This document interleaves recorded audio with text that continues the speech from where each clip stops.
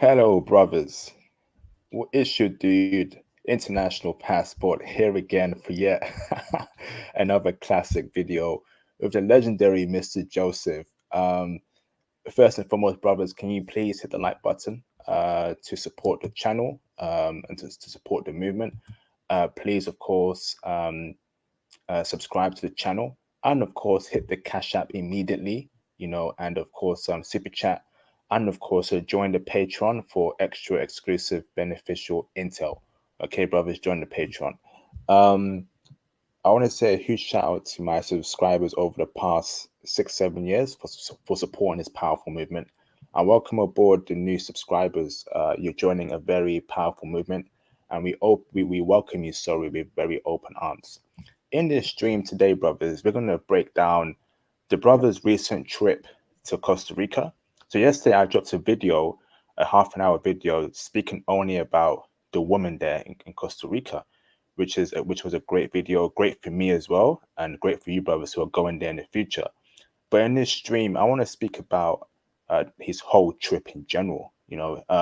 Woman, food, culture, the whole experience there. How it was like staying there for a week. So before I even go any further in the stream, I want to say, hey Joseph, um, how you doing, brother?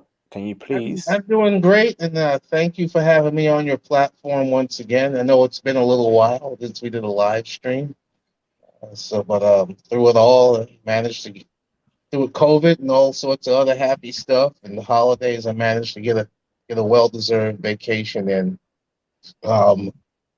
heading out to doing the international thing. I promised myself that I would uh, travel again, but it took some time because of COVID, and so you got to work around COVID as best you can. And got my passport, got my ticket, got my hotel, and it was green light. January 2022, first of many. Yes, indeed, first of many. So, Joseph, welcome back to the channel. Um, I mean, it's crazy, when we dropped that video yesterday. But I wanna actually dissect your brain a bit further. But before I even go about the topic, brother, can you please introduce yourself to the channel, who you are, where you're from in America, what you do, and we're going from there, brother. My name is Dr. Joseph Asbury. I'm retired military. I also still work for the government in one of the agencies, and that's what I do to make money. And what I do for what I really do for to make money as well is I'm also a professional photographer on the side. It's a passion for me. And as you mentioned before, I teach part time as a college professor in a small college here in New York City. And picking up where I left off when I left the military, because I traveled a lot when I was in the military. Then I kind of stopped. 'Cause I was focused here, and then over time, just recently, you know, you start seeing the trends here. It's like, why am I, why am I here? I should be over there. When we can. That's another conversation that's been talked all over YouTube and everywhere and all social media. Why are black people, specifically black men, just saying, "Hey, get your passport and go travel"? Yes, No, indeed. Thank you for that, brother. Um, so Costa Rica, that's the country that's on every brother's mind, and I'll tell you why. The woman, particularly the women, right? We got a mixture of diverse women there, dark skinned black women, mixed race women, white women, whatever flavor of woman you want is in Costa Rica. We've got the weather there, great food. But before we even delve into further in Costa Rica, Joseph, why did you travel to Costa Rica in the first place?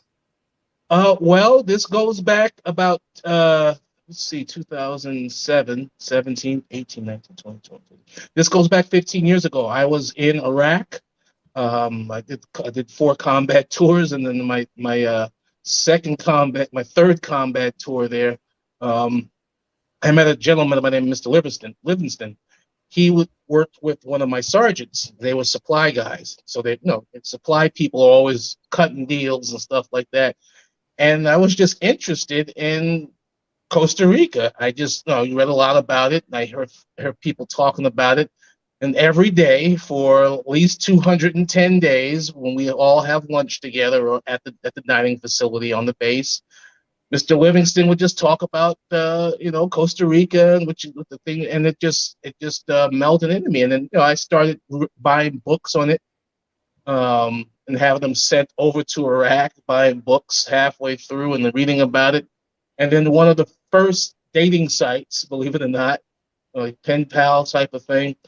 And so I met someone there uh, while I was in Iraq, and we were talking for about 6 months. And then in February of 2008, I finally went over to meet her. At this time, I was in, maybe I want to live in Costa Rica, be married down there mode.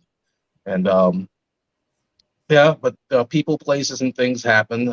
3 days into the vacation, my dad got sick. He later passed away, and everything just went into a whirlwind as far as my life, because that was the first really major blow to me, far as a family member, a direct family member. So I didn't take it too well. So my head wasn't in the game, and you know, uh, I hate saying but the thing is that the lady that I met, we grew apart. She went and did her own thing, and we're still friends. We still talk on Facebook from time to time.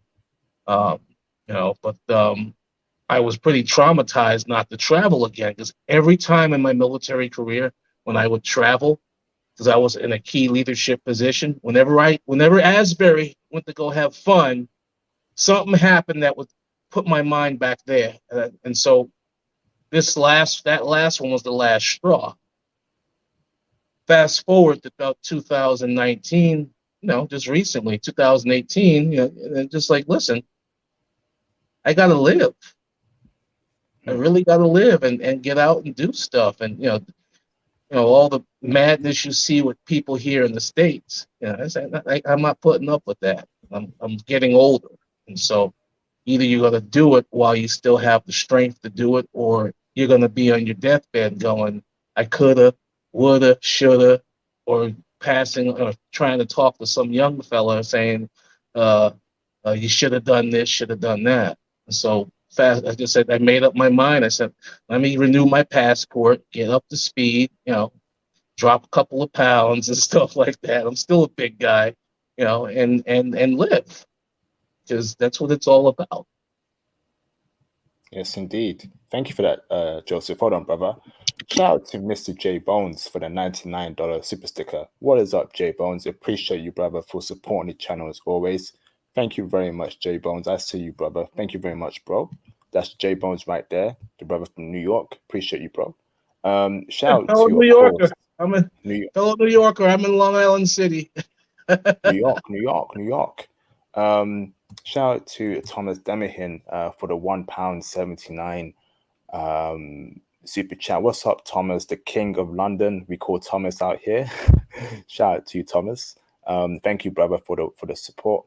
Like Japan, Costa Rica has all flavors of woman. Yes, indeed. It's one of my top spots to go to, definitely in the future for me personally. I appreciate you, Thomas. Thank you very much, brother. Hope you're doing well, brother. Thank you, Thomas. So, Joseph, where did you travel to in Costa Rica? I kept it simple because, right again, I have a long game plan. And so I based out of San Jose, which is the capital, and an area called Escazú, which is considered their Beverly Hills, well, arguably, because there's a lot of other beautiful places there. But it's one of the most, I won't say the most expensive area in Costa Rica, because there's others. But as far as the capital is concerned, it's in relative to the Costa Rican economy, and it's a very beautiful place, very modern. You would think you're in a mall in the States or something like that, or in an area. Lots of security. Just a caveat for a second: Costa Rica doesn't have an army. They have a national police. They don't have an army, but they understand. It's one of the few Central American countries that have that situation going on. But they understand that tourism is one of their big things, and you have many tourists coming from all over the world to either visit or live there. And me, I'm considering one of three places: either there, Costa Rica, not necessarily San Jose, and a couple of other places. But for the purposes of this uh, video, I'm going to keep it Costa Rica centric and not digress to that. But San Jose, Escazú, and I was in some of the communes that cover around San Jose proper, Santa Ana, Coronado.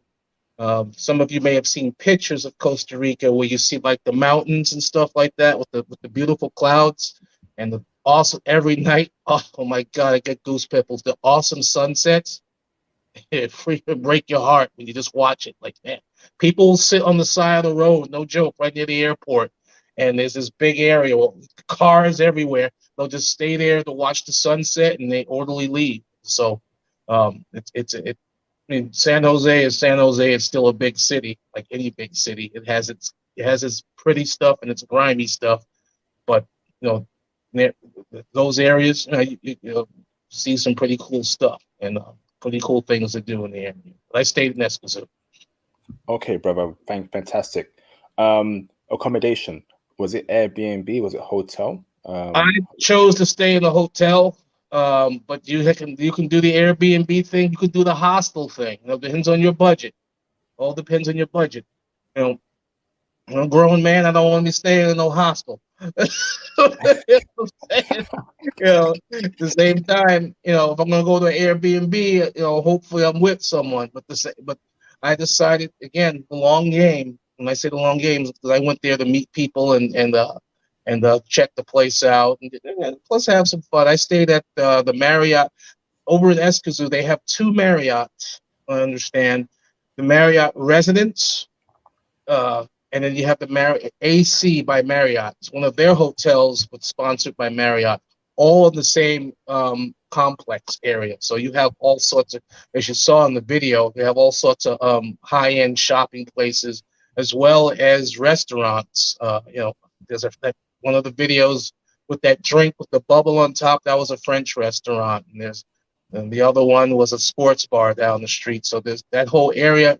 Furthermore, there's lots of security, layered security. When I say layered security, as a former military guy, you have folks walking around there with radios, no weapons, but radios everywhere, even the people that work in the stores. So there's eyes on everything. And then you have the general security who's armed running around there. And then the police comes through there.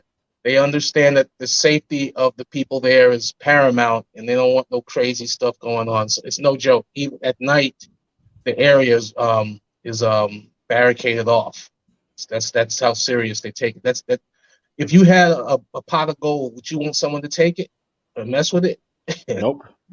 That's their money. Because a lot of the tourists, a lot of us Americans and Brits and all the business types in Central America come there to handle their business. So they're gonna make sure that place is secure. Fantastic. Thank you, brother.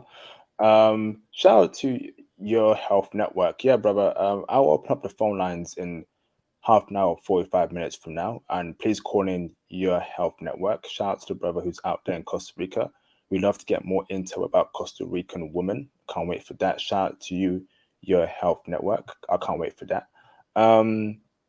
If you can't call in 45 minutes from now, brother, please reach out to me on Instagram directly, and perhaps we'll set up a live stream Your Health Network and get you on here to speak about what's it called?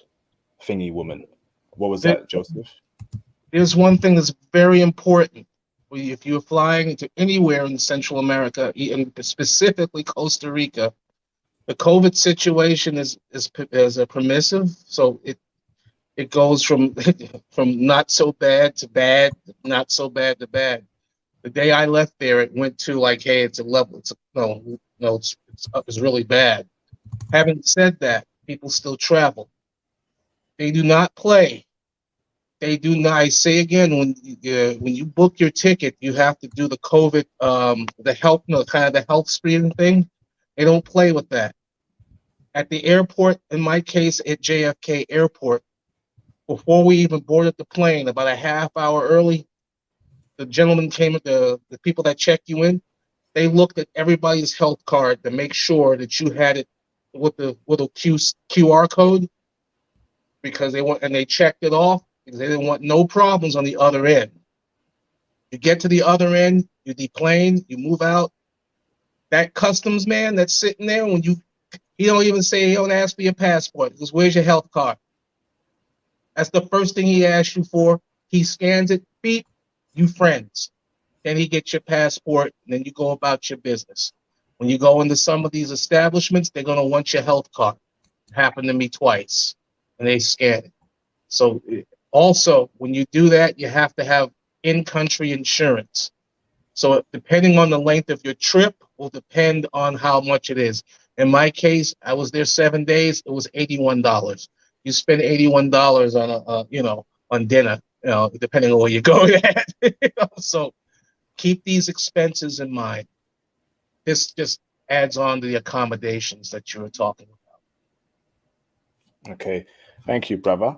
So going on from there, Joseph, you are in Escazú, San Jose. You stayed at the Marriott Hotel, which I heard is a very good hotel. Fantastic. Yes.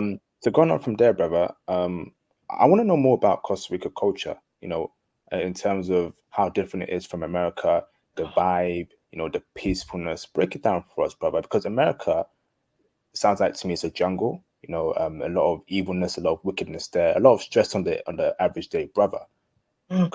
Is Costa Rica a complete contrast to that? Like if you're in the city, it can be a jungle. If you're in Costa Rica and in San Jose or Limon or something like that, yeah, it could be a jungle because it's still the city. Every city is almost the same, just certain nuances. But the contrast between where I live here in New York and Queens and over there in San Jose is apples and pears, not oranges. To me, it was a good vibe, a friendly vibe, a mellow vibe. Even though I was in the city from time to time, even there it was a pretty cool vibe, and when I say, and I gotta be specific, I think I speak Spanish, but I don't. And so, um, if you just give if you give even a 20% effort and try to speak it, they'll meet you 3/4 of the way. You know what I'm saying? So they'll help you out there. And the feeling I got, even in some of the areas of San Jose where that was considered like bad, I wasn't afraid. I mean, I had a driver with me, but I wasn't too. Maybe I'm just I think I'm in my right mind. I've been around for a little while, but when something, I ain't gonna go here tonight or something like that. So it was I had a good vibe, especially in Escazú. Folks talk to you when you talk to them, and they mind their business when you're handling your business or just going about your business. You know, there was one sports bar I went to. I think you saw a short picture of the bartender that was there. So she was got to talk to her for a little bit. Wasn't trying anything or nothing like that. I wish she was pretty, but it was just a cordial conversation and very. If I had to put it in one word, a lot of the women and the men, spiritual. There's a lot of everybody's wearing tats.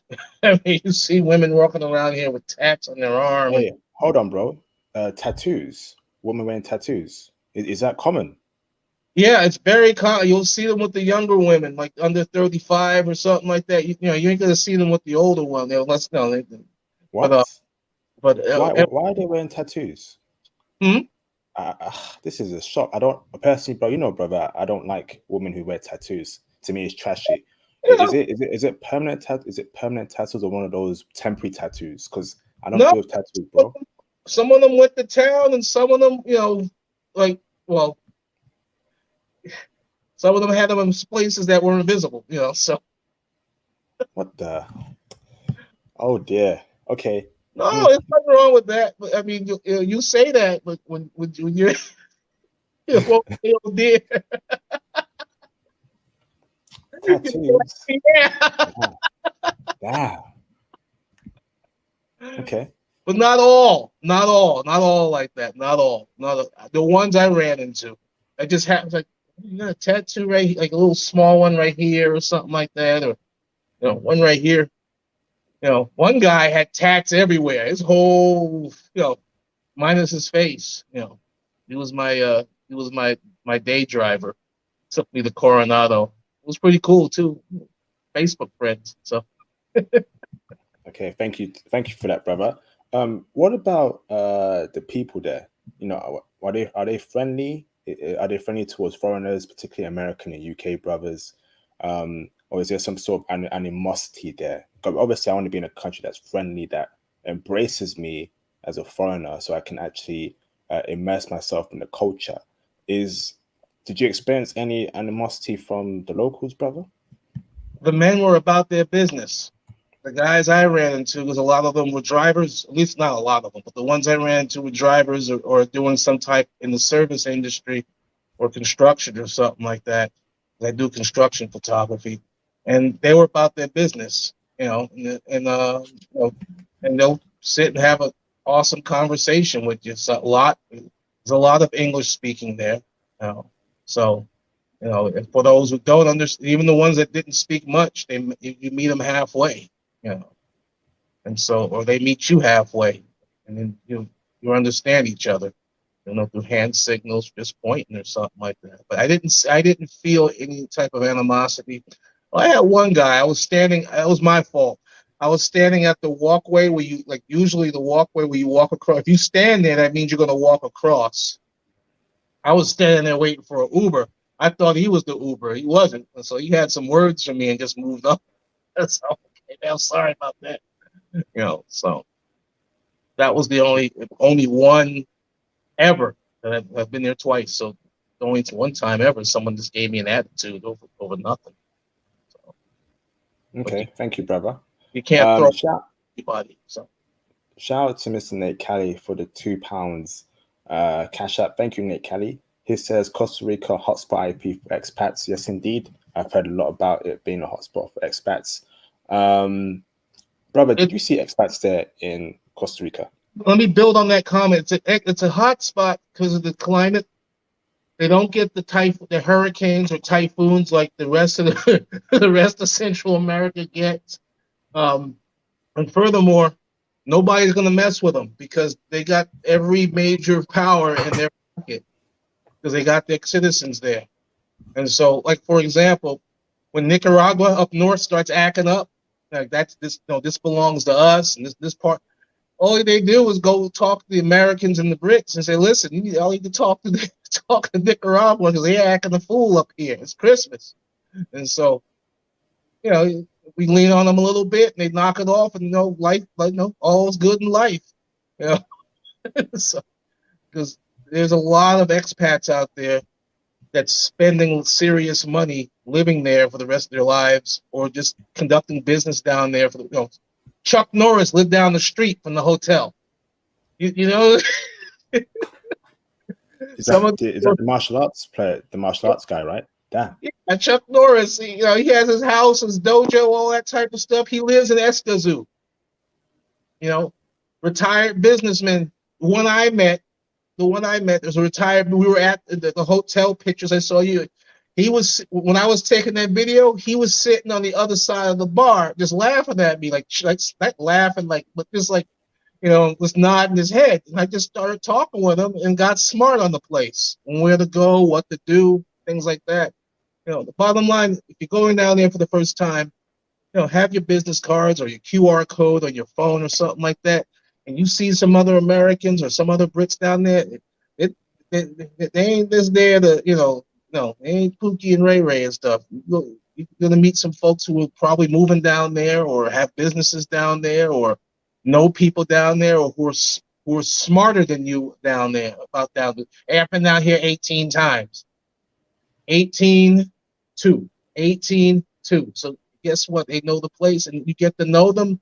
And I have their numbers in this phone right here, and now It's just as simple as sending a text and saying, "Hey, hello, how you doing? How's everything going?" Every couple of days or every couple of weeks and stuff like that. So when you do roll there again, you know, you get the poor man's red carpet. Yeah. Thanks for that, brother. So How was the weather like out there in around this time of the year in Costa Rica? Was it you know the lovely? hourglass that's upside down like that? It's winter here and it's summer there. And it's when it's winter here, it's there's summer. So October, November, December, January is this summer. All right, because it can get hot. When I told you about the time I went up that daggone mountain, it was hot that day. All my cold water turned hot. so so so when June, July, August, September comes, that's considered their winter. That's considered their that's the cold season, but it gets down to maybe 70, 60. Yeah. You Okay, may frost in the mountains. You might get frost in the morning, kind of like Switzerland and Germany. Matter of fact, you go up to the highlands over there in England. It's like that. In the interesting. if you know if that's the last time I went here was during that time. Oh yeah, that time. Okay, Yeah. thank you, brother. If you brothers have any questions or you want to support the channel, please hit the super chats, hit the cash app to support the channel. If you have any questions, that'd be greatly appreciated. Thank you, brothers. Next question for you, brother, is for me. Okay, so you said the culture is very friendly, open-minded towards brothers, a lot of kind people there. Um, well, what about any bad parts about the culture? You know that brothers should be aware of when traveling Costa Rica? Any Oh, sort of bad experiences? Any sort of bad not things that you want to bring up? no experiences, but petty crime is there big time. So you make sure you see my shirt here. I have this type of shirt here that I have two zippers up here. It's the shirt I travel with. I put all my stuff right in my chest, so it's right here on me. So and it's just first of all, a 50%, maybe 70, 80% of it is you being street smart. You know, get in there. Yes, you might be black or whatever, but there are there are Caribbean looking Costa Ricans there too. People have approached me and started speaking Spanish off the bat. So I said, mi inglés, no, mi español es poquito. And so they'll start speaking a little bit of English to me. But handle your business, get in country, make sure all your stuff is secure. That's about 70% of it. The other 30, you just ask around. You know the area is not to go to. People will tell you, get street smart. Part of that's being street smart. But having said that, you have petty crime there. Yeah, yeah, yeah. It ain't like New Mexico or something like that, and Guadalajara, up in northern Mexico near our border. And you have stuff like that going on. You have gangs there. Um, they have guns. I don't know how they get guns, but they uh, they scuffle among themselves. Uh, you get petty theft. You know, you get and you have your scammers out there trying to scam rich folks or folks with money and stuff like that, both Costa Rican and foreigners. So you just have to be cognizant of that type of stuff that's out there, especially when someone's trying to hook you up with the best deal. Or if you're going to buy real estate or do some type of business there, you want to deal with reputable businesses, not some dude on a bike. you so you want to do your research before because everything I did before I rolled out of there, I did my research. I knew where I was going to stay at. I knew who was picking me up from the airport, because the cabs, they're nationally ran. Red cabs are nationally ran. So if you go into Limon, if you go to Jacko, you go to any of these other places, all those cabs are red. And they can be kind of shady because you don't know the country, So, but I dealt with they have Uber there, and they have a couple of other share ride companies that are down there. And that's what you want to deal with. You just have to know the nuances. When you get in the vehicle, sometimes we're used to getting in the back. Nah, you sit right there in the front with them. As a driver, you're pretty street smart. So things like Why is that? Why do you sit at the front? So you're saying if you sit at the back, does that mean that when you drive through like an alleyway or somewhere, someone might come in the back and rob you, or why, bro? can't in front. You don't know what the heck he might be doing. So texting somebody, they got this gringo up in here. When he gets out, we're getting out over here. Meet me there. We hook him up. Nah, you sitting right there, right beside him. And that's how you roll. Whoa, hold on, bro. Damn. Okay. Yo, that's a bit shocking. Oh, that's a bit. You telling me the drivers are on that time, setting up their own passengers in the car to get robbed? What the hell? There's opportunity in anything. That's not just Costa. That's across around the world. With me, because you can sit on the side with the driver, I sit right there with them, and I hold conversation. All right. So, okay, hypothetically speaking, let's say you sit right next to the driver. The driver can still plan for you to get robbed. He can drive through anywhere, and even though you're next to him, stop at a place and get a bunch of people might come through the car and rob you, bro. So whether you sit at the front or back, there's a risk there, right? But tell me why it's beneficial to sit in the front. So you can see the driver, and then while you're sitting there, you have a conversation, usually about anything. Now I took a risk, and it paid off, but I wouldn't normally do it, but I had a good vibe. I was going to go to the museum to see a museum. I looked at them. I said, "Listen, beyond money talks." I said, "Listen." I said, "Screw this museum." I said, "I could see it on the internet." I said, "Show me Costa Rica." I pulled out 50,000 colones. I said, "Take me around." I said, he looked at me and said, "Man," I said, "I was hoping to make this much." I said, "You just made my day." I said, "All right, let's go do this." I was a bit like, what am I doing? I don't even know where I'm going. I'm going on the side. But it was man, when you saw me riding around in the car there up in the mountains and stuff like that. Yeah. He couldn't stop talking about the beauty of his country and Coronado and this place here and that place here and those houses over there. And so, made a friend, showed me a couple other places where I ran into Pookie and stuff. Got the hell out of there. And we'll speak about Pookie later because there were some Pookies and Ray Rays there in Costa Rica. The brother told me the other day, but we'll touch upon that later, brother. That's very interesting sentiment there. Was that a taxi or Uber driver that drove you around? The Uber driver. Uber.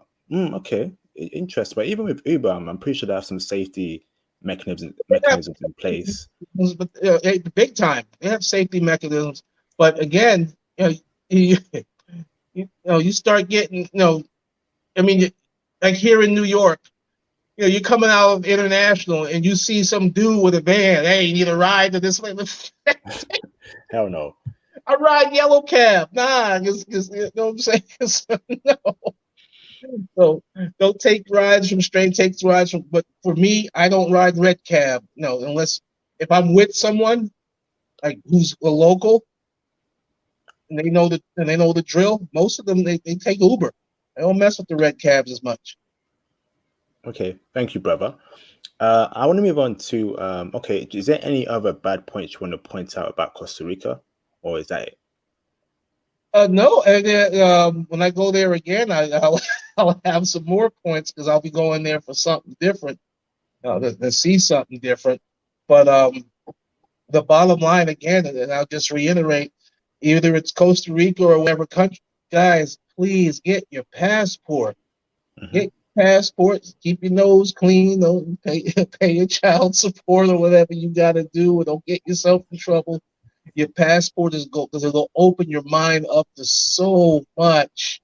I had two passports. When I was in the Army, I had my regular blue one and I had my government one. So I was bouncing around the world. I don't have the government one anymore, and I have my regular one. I got the thick one, and so because I plan on traveling. But make it a priority, man. It does good for your soul. Thank you, brother. Smiled. There's a picture. I'll send it to you. I said, that's me smiling. That's me smiling like that. it penetrates your soul. You just I love it. Especially if you meet a nice lady down there. Yeah, and we'll speak about her very soon. So, brother, I want to now speak to you about food. How is the food out there in Costa Rica? Is it good? Is it bad? Is it average? What's the best dish there? Where's the best places to get the best food in San Jose? Break it for us, brother. Break it down for us. It's like asking what's the key of the world. Because, but let's start with the sodas. They're called sodas. Now, they're like they're your typical, you know, I won't say diner, but they're a typical corner restaurant. And you get there in the morning, on a Sunday, like, at 8, 9 o'clock when they open up. And the meal is uh, always rice and beans, some uh, they had this. They didn't have bacon, but you'll get sausage. They didn't have bacon, but it was pretty cool. They had this bacon paste. It was like, wow, okay. It was bacon in a little whatever. I was like, okay, it was pretty delicious. And then they have the eggs, fried eggs or scrambled and stuff like that. But you're always gonna have rice and beans. I'll tell you that right now. And I mean, I've always the same black eyed peas and rice and that my mother made. It tastes like that. I was because there's a relation between Afro centric folks here in the Northeast, England, all over the United States, and as well in Central America when the slave trade. So some of the food that I was eating there, I wasn't like surprised to it because like it would be in Asia or something like that. But it was similar. I was like, wait a second, I can relate to that. Okay, we have that. That's called this. That's called this. And but the sodas, and you'll know which ones to go to because again, you get to know, you tip your driver pretty well. He'll tell you everything. He'll tell you where the good ones are at. Don't go to that. Don't go to this. Like that. But it's some of those sodas are mom and pop places, and all of them vary. Um, Probably pay 3,500 colones, which is about $6, $7. I think about $6, $7 or something. Well, less than that for a pretty good meal. Uh, you know, some of Okay. them are catered towards Westerners, so they'll have the orange juice there and the nectar and all that kind of stuff. But if I had to rate a scale from 1 to 10, some of their foods, it would, and that was just that. And I got to expand out some more. I would give it a 7.5. Because it was just it'll fill you up, and you may want to take a nap after, but you don't do that. You get up and go walk around and stuff. Damn. Thank you, brother. Shout out to Wayman Brown for the $2 super chat. Did you check out the rainforest? Good info. I didn't check out the rainforest, but I got my behind kicked on a mountain. But the next time I go there, and then I will check out the rainforest. I didn't get over to. I mean, the rainforest is all over the place. Heck, when I landed, I mean, don't get me wrong. I'm a city kid, but I tell you what, as soon as I landed, I came out the plane. I went to my hotel. I was chilling, and the whole place smelled like sulfur. Didn't think nothing about it. Wake up the next morning, the entire hotel staff is scrubbing everything. And I'm like, going like, okay, well, what happened last night? Somebody had a party? Oh no, the volcano east of us erupted. So make no mistake, that rainforest is out there. I will get to that, and I'll get back to y'all on that. But I didn't make it there. I made up one of their mountains. I still got the souvenir right here to prove it, and the one on my leg. Thank you, brother. Um, Next question for you, brother, is I know you are out there in Costa Rica for holiday, but did you make some observations as to the whole working culture, jobs there, the financial situation there in Costa Rica? Because obviously, me personally, I see Costa Rica as one of the spots for international passport brothers, so they can make their money in America and live in Costa Rica, or maybe they can actually work in Costa Rica, but I think that might be a bad idea. What did you see? Is the work culture good? Is the money good there? Is the job opportunities there at all, brother? Joseph, or is that the wrong choice to think about it? Is it making your money in America and retiring there and working remotely there? Well, if you have a special skill set, say if you're a linguist or something like that, fluent in both English and Spanish very well, you could probably teach at one of the private schools there as a language teacher, or try to get a government job with the embassy or a contractor with the embassy. But that's you gotta lobby for that. As far as working there, I won't stand here and speculate. I have to get back to you on that answer, so I can ask some folks down there and get back to you on that. So, but as an American, as anyone that if you're having residual income coming in when you retire, when you leave your job, like a retirement or a 401, and you want to live down there, life can be pretty comfortable. Like, I don't know the conversion from dollars to, are y'all using pounds again, or still using euros? Pounds, of course. Pounds, of course. We waiting on that Euro time. We left that behind, man. We good, bro. We're using pounds up in this beat, bro. That's it. I ain't using this stuff. We're going back to the good old days.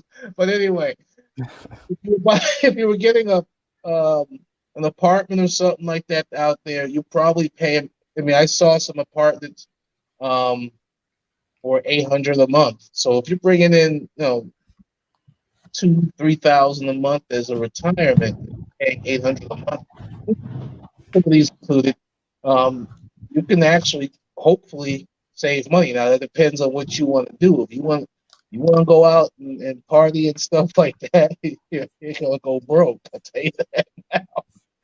There's a lot to do out here, and it's all geared for tourists. A lot, especially some of the national parks they have here. The one I went to, where I thought the daggone thing was only 4 kilometers to walk through it. I ended up doing about 7 miles of walking. Damn near killed myself. So, so it's all out there. Thank you, Joseph. I want to make a point here to Your Health Network. Let me make this very, very clear here. You must stop talking about cringe. The brother isn't right.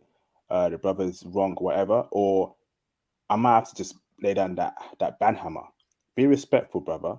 I will open up the phone lines when I'm done interviewing the guest here. You are not the guest, so you wait your goddamn turn and then you call in. You're starting to get on my last damn nerve here, Your Health Network. Be respectful here, or I will flipping ban you. Don't make me swear, brother. I'm getting tired of your BS here, right? Yeah, I get you're in Costa Rica, and on my channel we get different perspectives here. Everyone here has different experiences and on different countries. So you wait your turn and then you call in. You keep on talking shit again. So if my language, brother, but you keep talking again, brother, I will ban you permanently. Stop this BS. You're a grown ass man. What the hell is wrong with you? Jesus flipping Christ. And I can't see the messaging. So that's one last warning, Your Health Network. Wait your turn or I will ban you permanently. I don't like swearing, but some of you dudes are grown men act like girls up in this B, man. The hell is wrong with you? I can't see the messaging and all that kind of stuff. But hey, That's what makes me super mad. if they You're not just the guest here. if You are this not the guest. this is my experience. But yeah, that's his experience, right? That's his experience. You can call in and speak on your experience, and then we debate it normally.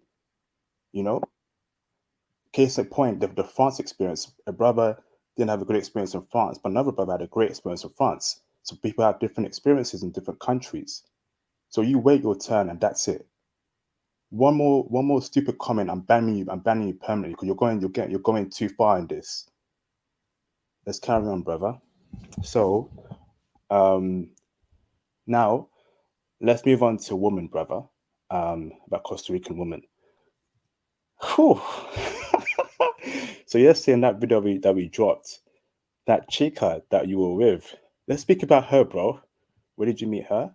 Was she the kind of woman that you would wife up? Take her out, make your girlfriend. Break it down for us, brother. Uh, yeah, I think. I mean, we still talk. I mean, I met her there.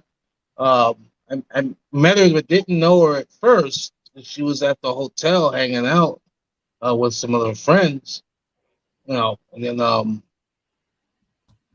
I got the cojones to talk to her. I got her information and I started talking to her on WhatsApp, going back and forth. And I just say, hey, you want to do something tomorrow? I'm only here for a couple of days. Show me around, all this kind of stuff. I love to see the mall. That's a different story.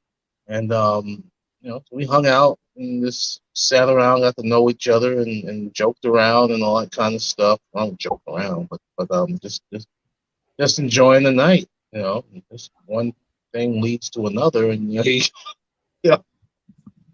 and first night, well, not the first night, like the third, fourth night. The night I was supposed to leave, the day I was supposed to leave, she was going to come by, but I really wasn't feeling well. I think I ate something that didn't agree with me, and I was spending the rest of the night trying to deal with that. And so we still keep in contact and all that kind of stuff. And I'm going to probably go and head back there in March. Hopefully, she doesn't know that yet, but head back in March. But one thing I want to point out: the first day when we went out, um, her nails were like looking wrong, right? And so she was being real nonchalant,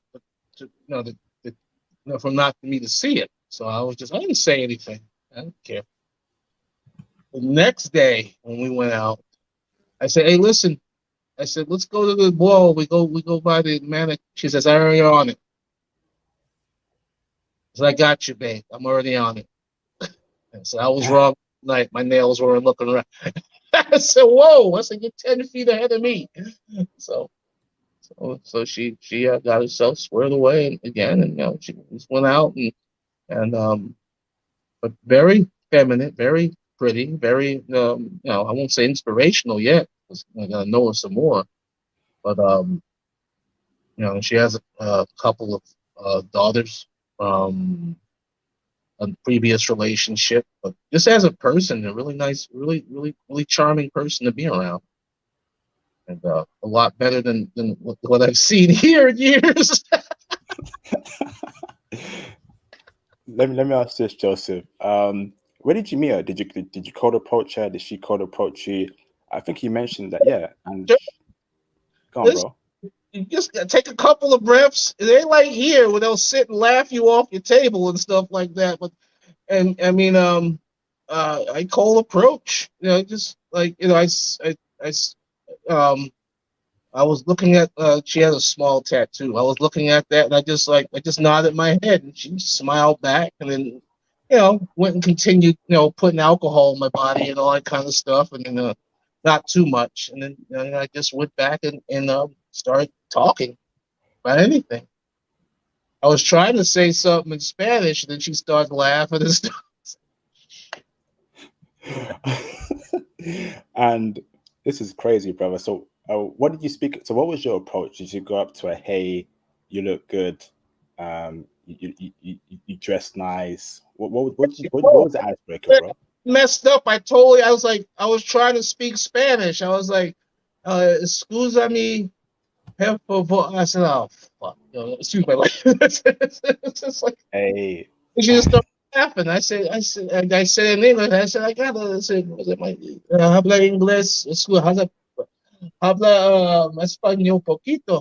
I said, "I don't speak as much, And she says, "I don't speak English that much either." And so I said, "Good, we be halfway. We be halfway."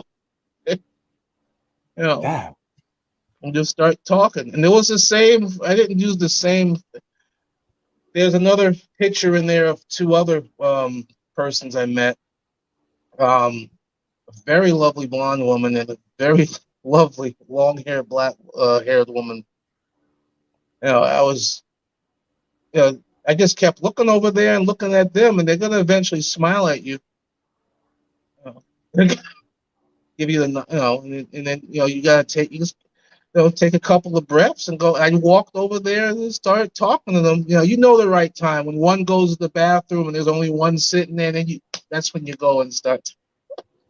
And Mike, Let me ask this, brother.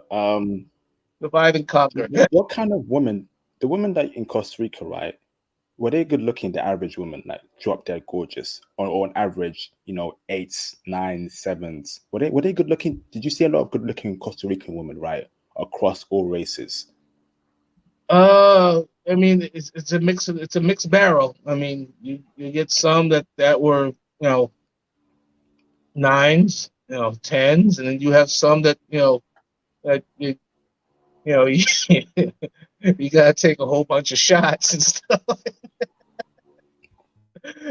So it's a mix. It's a mix, but most of the ones I ran into were from 7 to 10, 6, 7, 8, 9, 10. So maybe 7 after makeup. So let me ask this now, brother. So I know in Costa Rica, very diverse country. You got dark skinned black women, you got mixed race black women, half black, half white. You got some Asians there, here and there. You got some white women there. Out of all those demographics of racial women, right? Who were the best looking women that you saw on average? The mixed ones, Lord have mercy. Damn. the mixed ones, and the ones that were my complexion dark, you know, they were pretty too. Hmm. The ones I ran into, a lot of them live on the west coast of the Caribbean side because it's closer to Jamaica or Haiti or wherever some of the there's even Jamaicans that live in Limon and have property and all that kind of stuff there too. But you'll find that on the west coast, far as what I know, it might be more. Some of your critics there might no. And so, but, they saw what they saw, and I see what I see. Um, in the central part of the country where I was at, there was a mix. There was a mix bag of folks there. Um, the big mix. I did not get over to the Pacific side, but I don't know that as of yet. Did you see brothers, right, black men with good looking Costa Rican women across all races? And I'm speaking about black men who are native in Costa Rica and black men who are foreign to Costa Rica. Did you see them with dime women across all races in Costa Rica? No, I didn't. I didn't see, and it's probably there, but I didn't see that. Um, I saw from a distance other black folks. Like in the mall, I didn't see any. I was the only I was the only black guy in that mall. So Okay, we're in Escazú. I see. That Okay, that by the way, that mall was huge. I was like, whoa. It just kept going on and on and on and on and on and on and on. So okay, brother. I think you mentioned that you saw some Pookie and Ray Rays there in Escazú, Costa Rica. Tell me why you think they were Pookie and Ray Rays. Were they wearing their trousers below their boxers? Were they wearing some red and blue bandanas from from Compton, California? Shouts Dr. Dre and Kendrick Lamar. Um, what was the reason why you think they were Pookie and Ray Rays? I'm old school, and you get a vibe. And it's like I consider myself a sophisticated man. These jokers, they were country, and they might be sophisticated, but I was like, I I'm sitting with that driving guy with the tats, and I'll send you his Facebook, and you know what I'm talking about. We're sitting there having a club sandwich and a couple of beers, and we're in this place. And I told you about the place. It was kind of it was a sports bar that had a hotel with it. It's called the Sportsman Club. You can find it online. It has a hotel with it, but you know, the women that come there are supposedly some of the the prettiest in San Jose. Whatever you talk about, whatever happens, there's a hotel close by. I'm just saying, but it's not that type of place from what I was told. But Pook and Ray Ray was up in there. I said, I didn't know what he was my host. He said, "Hey, this place is awesome. I want to show you this." I go inside there. It's all of us in there, not me, but foreigners from Europe, from the States, and you can, Bubba is there too, from down south, kind of just talking just like this. And I'm just in there. I'm like, oh, sugar, I want to get out of here. I don't want to be around these folks. And then the Pookie Ray Ray Brigade comes walking in there about 5, 6 deep, already trying to pick up women as soon as they walk in there. And I'm just like, I gotta go. Because the women ratio in that club alone was maybe like 6-1. I'm like, let me finish our sandwich here. We were watching one of the playoff games in the States. So I just said, nah, I gotta go. Thanks for that, brother. I said, his name was Oscar. I said, Oscar, let's finish this up, man. Let's go see some more shit. I'm out of here. We gotta go. Damn. Thanks for that, brother. Shout out to Jay Bones for the $99 super sticker. Thank you, bro. Again, for supporting the channel, brothers. Please follow Jay Bones' lead and hit the super chat, hit the cash app if you enjoyed this valuable intel given to us by the brother Joseph. Much appreciated, Jay Bones. Thank you very much, bro. Much appreciated, brother. This has been great so far, but I want to drill down more on Costa Rican woman, right? Interesting. Well, as far as they're concerned, I mean, even to this day, from 2008 to now,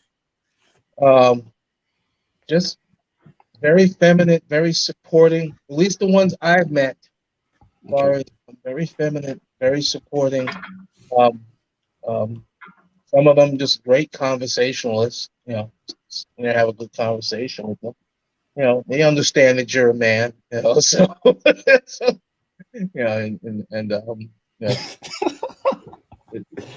they get it.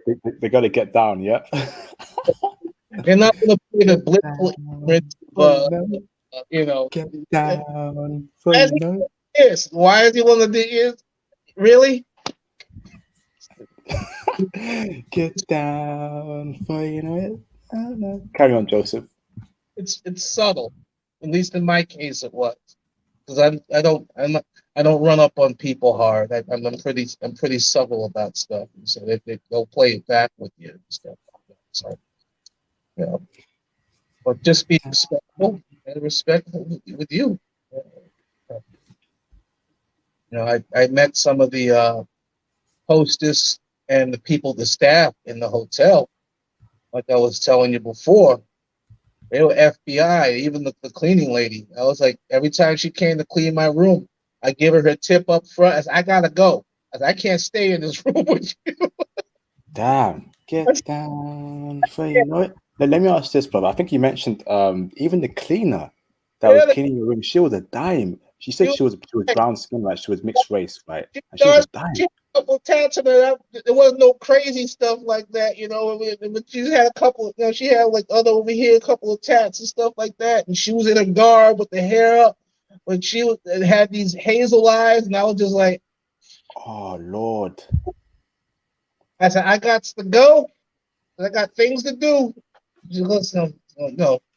It's always buenos. She goes, buenos, senor. I'm like, yeah, take care. It's a good seeing you. She understands. Okay, thank you. Bye bye. I said, I can't stay in that room. brother, honestly, you should have made your move on her. In my opinion, right? I think it's time for brothers to start actually making moves on hot cleaning ladies in the hotels. Because even when I was in Germany, the exact same thing happened, bro. There's a hot, cleaner came through. I was like, oh damn, she cute as hell. God damn. But I didn't make a move on her, because I thought it's not really that professional. But I feel like a lot of them are really hot in these hotel places. And we got to start making moves on them, brothers. Hazel eyes, brown skin, hair tied up. Lord have mercy. That's No, my girl right there, bruh. That's boss. my girl right there, bruh. You never sugar where you eat at. You don't do that. You gotta sleep there. They know where you live at. And what if you bring somebody? They're gonna tell the staff is gonna tell each other. They talk. 412 brought another woman in there last night. What? That type of they talk. Damn, but let me tell you this, brother, right? I've always said this, but you're on vacation, you're there permanently, you're not in the country forever at that time in time anyways. Um, why not take that risk, bro? And let me Oh, tell you this, right? A lot of you brothers chase after these professional ladies, lawyers, doctors, blah blah blah. And that's all cool and good, but recognize that a lot of them are masculine. You know, I'm speaking specifically for in Western countries. These lawyers, doctors, accountants, the more money a woman makes, the more masculine she is. Which is why brothers should target, hairdressers, and nail technicians, Starbucks workers, hotel workers. You're laughing, bro, but you will get cooperation and femininity from these women. I'm right, brothers, right? Give me press the one in the chat if I'm right, press the two if I'm wrong. What do you think, Joseph? there's a lot of truth to that. But when you leave the United States and go overseas, it's somewhat different. The one I met, I probably showed you a clip of her. She had blonde hair, and she's from Escazú, and so she was more feminine than the one I was with. But she's a lawyer, and she owned her own real estate business. She was a boss, but she was, it's a lot different if, over here and stuff like that. You like the the Port Authority police officer that stopped me. What are you looking at? I'm like, whoa! So damn, that's crazy, bro. Like, so basically, what I find is right. Like the brother Eric L said, female hairdressers, they're super feminine. They're really feminine, and that's why personally I And the target them more. people too. Yeah, the nail women there, they're very feminine compared to these professional women. Yeah, you're making money, but are you feminine? Are you submissive? Will you cook for me when I come back from work? I don't. So, in my opinion, even though you're still a lawyer, even though you're still professional, you must still be in your feminine frame. You must cook for me. You must be submissive for me. You must clean the house, look after the children. I don't care if you're making 150K a year. I don't care if you're making 200K a year. You must still be feminine to be in my household. That's my terms in a relationship. But a lot of women push back against that. I'm making all this money. But with hairdressers, with nail technicians, with McDonald's workers, Starbucks workers, you ain't got no problem with that, brothers. What's your thoughts about that, Joseph? Well, as far as over here in the States or over there. I think I'm in both ends. So you're saying that professional women in Costa Rica are still feminine? Yeah, so it doesn't. I mean, as long as they're being productive and doing something. Remember, over there, your pound or dollar or euro goes a long way. And if you can help in some way, if they're with this is they're on your program, and they'll benefit from it. Just being around you, that what you call it, they're on your program to help them with a better life. I'm looking at the long term, the long game, and stuff like that. I'm not looking at the vacation thing, but still, even that, you can, if that's your thing, you're there for 10 days or something like that, and you know and still keep in contact with them, or if not, um, it's an awesome 10 days, and you made their day.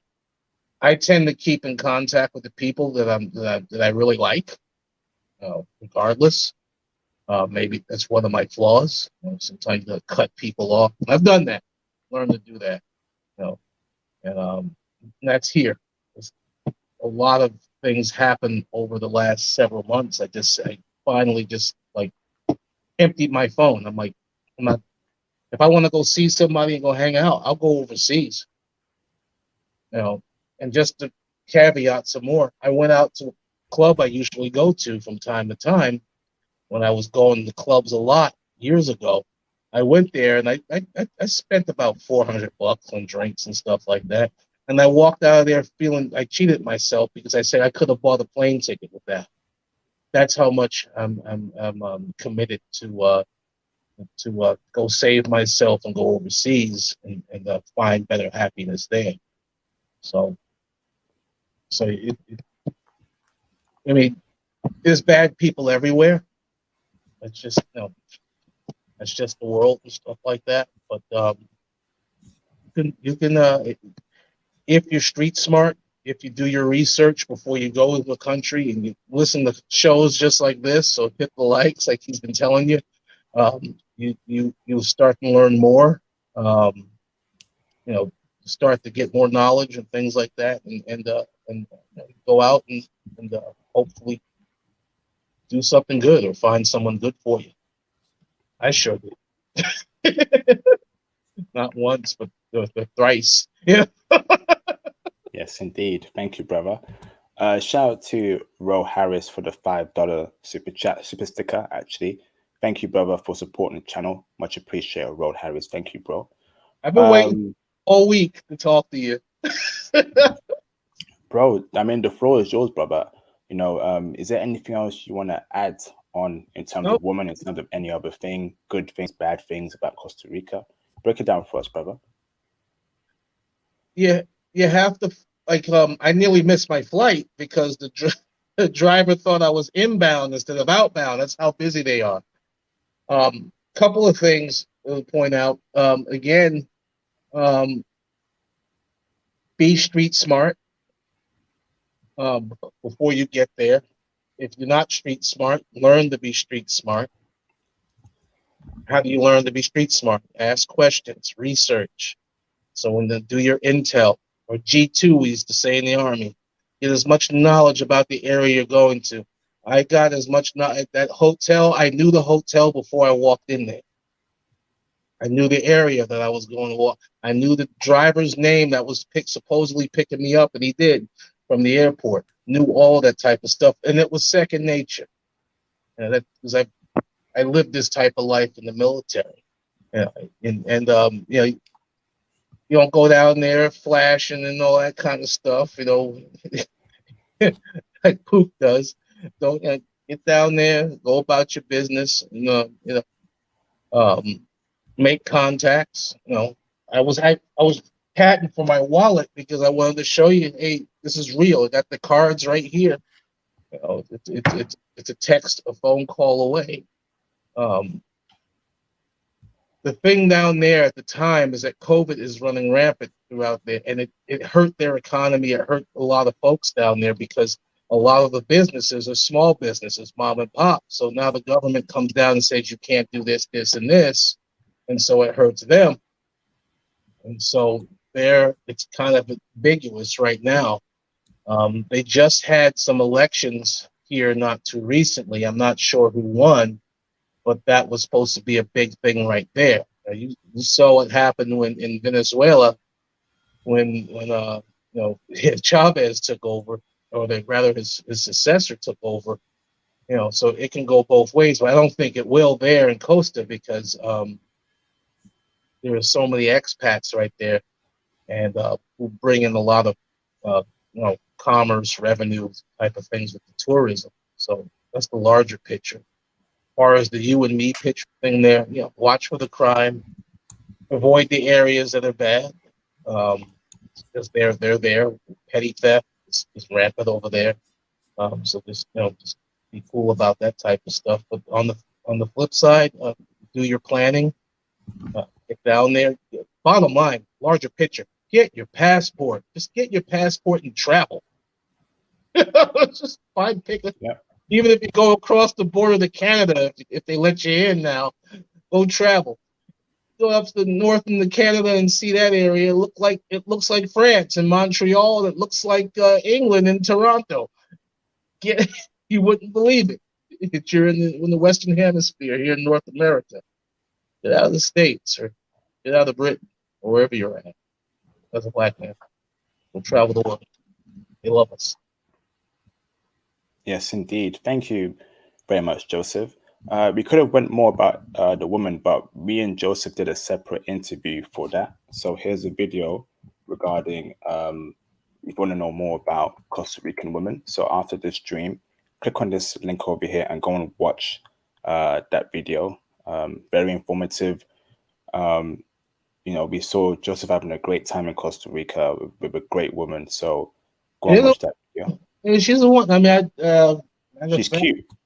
Yeah. Is she cute? All right. Yeah. Is she cute or is she cute? Damn. So you're gonna make me buy a ticket right now and go there in March. I promised to go down there in March. I like it here. All jokes aside, I like it because it's a 5-hour trip from JFK. For those of you brothers who are down in the South, like in Florida, North Carolina, South, it's maybe from Florida it's 2 hours. From Texas it's 2 hours. From Hartfield it's about 2.5, 3 hours. It's a straight shot down through the Gulf of Mexico, over Nicaragua, through the mountains, and you're over there in San Jose. From the West Coast it might be about the same, probably about 5 hours. From Seattle, from Maine, and all that kind of stuff, a little bit longer. From Detroit, a little bit longer. Maybe because you probably have to transfer. Maybe they have direct flights from Detroit or Chicago or something like that. But add about 2 or 3 hours just to clear the states to get down there, because it's worth the trip. And I mean, in my case, it's 5 hours. That's a nap on JetBlue and a movie, and you're in final descent. When I flew at Alaska years ago, it was a flight at 1 a.m. in the morning. I fell asleep. I woke up. I looked out the window because I took another flight route. I looked out the window and I see farms at eye level. Because remember, San Jose is at about 3,000 feet. So when you're coming in the land, you're in the mountains. And you're looking out the window and seeing farm fires outside the window, like, whoa, why is this guy flying so low? No, you're 3,000 feet up and you're in final descent about the land. So, brother, I believe you also mentioned about that woman that, so in that video, brothers, that I just posted on the live stream chat, you mentioned that woman told you that she liked brothers. She told you that. Why did she tell me why she told you? What was her reasons for liking brothers? I don't know. Listen, we were going back on forth on WhatsApp, and I asked her. I said, what do you see in me? What am I? Oh, what? I said, I like black men.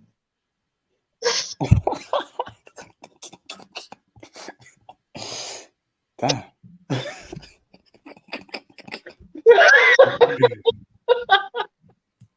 Damn. Like black. So listen, they have some of us. Well, they have some of us in them, because that's just me saying this. Yeah. There's a relationship between South and Central America and the African countries. So I mean, I don't know, but she's just attracted to dark-skinned men. And that's the both worlds, two for the price of one. I mean, there's nothing wrong with that. People say, "Oh, she's fetishizing you," all that BS. But I've always said this, right? We are visual creatures. So there's nothing wrong with a woman liking you for a physical characteristic of your body. She may like you because you're tall. She may like you because you have a good-looking face. She may like you because you have muscles, or you have very dark skin or light skin, whatever. Nothing is wrong with that. The first thing that attracts us to women, right, and women attracts them to men is physical features. Keeping it real, brothers. So why do you think we approach women? Do we approach them based on their personality, even though you don't even know them in the first instance? No, we approach them due to physical attributes. So if a woman tells you that, oh, she likes brothers, ain't nothing wrong with that, unless she's a trashy looking, fat, ugly ogre from Shrek.